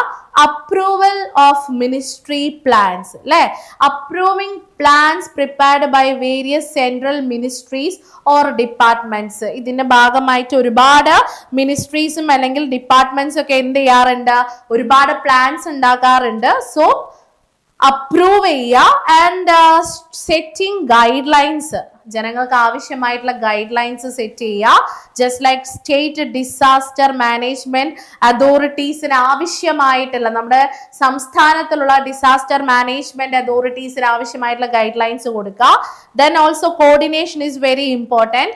Overseeing and coordinating the implementation of disaster management policies and plans across the country. അല്ലെ, നമ്മുടെ ഡിസാസ്റ്റർ മാനേജ്മെന്റ് പോളിസീസ് ഒക്കെ കോർഡിനേറ്റ് ചെയ്യുക. അത് രാജ്യം ഒരു സ്പെസിഫിക് ഏരിയയിലല്ല, രാജ്യം മൊത്തം അത് എന്ത് ചെയ്യുക, അത് എത്തിക്കുക. ഫണ്ടിങ്, ഇതിനൊക്കെ ഫണ്ട് വേണം. So recommending the provision of fund specifically for the purpose of mitigation. നമുക്ക് ആളുകളെ ഈ ഒരു ഡിസാസ്റ്റർ ലൈഫിൽ നിന്ന് അവരുടെ ആ ഒരു ലൈക്ക് എന്താണ്, അവരെ തിരിച്ചു കൊണ്ടുവരുന്നതിന് വേണ്ടിയിട്ട്, അവർക്ക് ഒരു നോർമൽ ലൈഫിലേക്ക് അവരെ എത്തിക്കുന്നതിന് വേണ്ടിയിട്ട് വി നീഡ് പ്രോപ്പർ ഫണ്ട്. അപ്പൊ അതിനാവശ്യമായിട്ടുള്ള കാര്യങ്ങൾ ചെയ്യാം. International support, providing necessary support to other countries affected by major disasters as decided by the central government. അല്ലെ, നമുക്ക് ഇന്റർനാഷണൽ സപ്പോർട്ട് കൊടുക്കാം. പുറമെ ഇതുപോലെ ഒരുപാട് രാജ്യങ്ങൾ ഒരുപാട് പ്രശ്നങ്ങൾ അനുഭവിക്കുന്നുണ്ടാവും. അപ്പോൾ സെൻട്രൽ ഗവൺമെന്റിന്റെ അപ്രൂവലോട് കൂടിയിട്ട് നമുക്ക് അവർക്ക് പ്രോപ്പർ ആയിട്ടുള്ള എന്താണ് സപ്പോർട്ട് നമുക്ക് കൊടുക്കാൻ പറ്റും. Then governance of NIDM, setting broad policy അല്ലെ, setting broad policies and guidelines for the functioning of National Institute of Disaster Management. National Institute of Disaster Management എങ്ങനെയാണ് പ്രവർത്തിക്കേണ്ടത്, അതിനാവശ്യമായിട്ടുള്ള പോളിസീസും ഗൈഡ് ലൈൻസും ഒക്കെ സെറ്റ് ചെയ്യുന്നതും ഇവരാണ്. നമുക്ക് കുറച്ച് എന്തൊക്കെയാണ്, ഒരുപാട് പേര് കഴിവതും സ്കിപ്പ് ചെയ്യാതെ ക്ലാസ് എടുക്കും മിസ്. മാക്സിമം മിസ് അങ്ങനെ തന്നെയാണ് ട്രൈ ചെയ്യുന്നത്. പിന്നെ റിപ്പീറ്റഡ് ആയിട്ട് വരുന്ന കാര്യങ്ങൾ ഞാൻ നേരത്തെ പറഞ്ഞിട്ടുണ്ട്, ഞാൻ ഓൾറെഡി മുകളിൽ പറഞ്ഞിട്ടുണ്ട്. അപ്പൊ കണ്ടുവരുന്ന ആളുകൾക്ക് അത് മനസ്സിലാവും കേട്ടോടാ. പിന്നെ ആരാ BPCG 171 ക്ലാസ് ഇടുവോ? ഇടാലോ. സൈക്കോളജി ക്ലാസ് നമ്മളിവിടെ മെയിൻ ആയിട്ട് കോമൺ പേപ്പേഴ്സിന്റെ ക്ലാസ്സുകളാണ്, ലൈവ് സെഷൻ ആണ്. ഇനി നിങ്ങൾക്ക് ബാക്കിയുള്ള പേപ്പറുകളുടെ ലൈവ് സെഷൻസ് വേണമെന്നാണെങ്കിൽ you have to join with us. നമ്മുടെ ക്രാഷ് കോഴ്സിൽ നിങ്ങൾ ജോയിൻ ചെയ്യണം. എങ്കിൽ മാത്രമേ നിങ്ങൾക്ക് ബാക്കിയുള്ള പേപ്പറുകളുടെ ലൈവ് സെഷൻസ് വരുള്ളൂ. അത് നിങ്ങൾക്ക് അറിയുന്ന കാര്യമല്ലേ. Exam answer sheet okay fine right. ഇനി institutional framework under the act. ഈ ഒരു ആക്ട് 2005 പാസ്സാക്കിയിരിക്കുന്ന ഈ ഒരു ആക്ടിന്റെ ഇൻസ്റ്റിറ്റ്യൂഷണൽ ഫ്രെയിംവർക്ക്, ഇതിന്റെ ഒരു ഘടന എന്താണ് എന്നുള്ളതാണ്. അത് നാഷണൽ ലെവലിൽ ഇത് എന്ത് ചെയ്യുന്നുണ്ട്, ഇതൊരു മൾട്ടി ടയർ ഇൻസ്റ്റിറ്റ്യൂഷണൽ സ്ട്രക്ചറാണ്. മൾട്ടി ടയർ അത് നാഷണൽ ലെവലിലുണ്ട്, സ്റ്റേറ്റ് ലെവലിലുണ്ട്, ഡിസ്ട്രിക്റ്റ് ലെവലിലും ഉണ്ട്. അപ്പൊ നമുക്ക് നാഷണൽ ലെവലിൽ ഇത് top level body for policy and planning ആണ്. ആൻഡ് ഓൾസോ ഇതിനൊരു നാഷണൽ എക്സിക്യൂട്ടീവ് കമ്മിറ്റി ഉണ്ട്. ഈ കമ്മിറ്റിയിൽ ആരൊക്കെ ഉണ്ടാവുക, സെക്രട്ടറി ലെവൽ ഓഫീസേഴ്സും from various essential ministries such as home agriculture, health. ഇവിടെ നിന്നൊക്കെയുള്ള സെക്രട്ടറി ലെവൽ ഓഫീസേഴ്സ് ആണ് നാഷണൽ എക്സിക്യൂട്ടീവ് കമ്മിറ്റിയിൽ ഉണ്ടായിരിക്കുക. Its role is to assist NDMA prepare the national disaster management plan and ensure it is updated annually.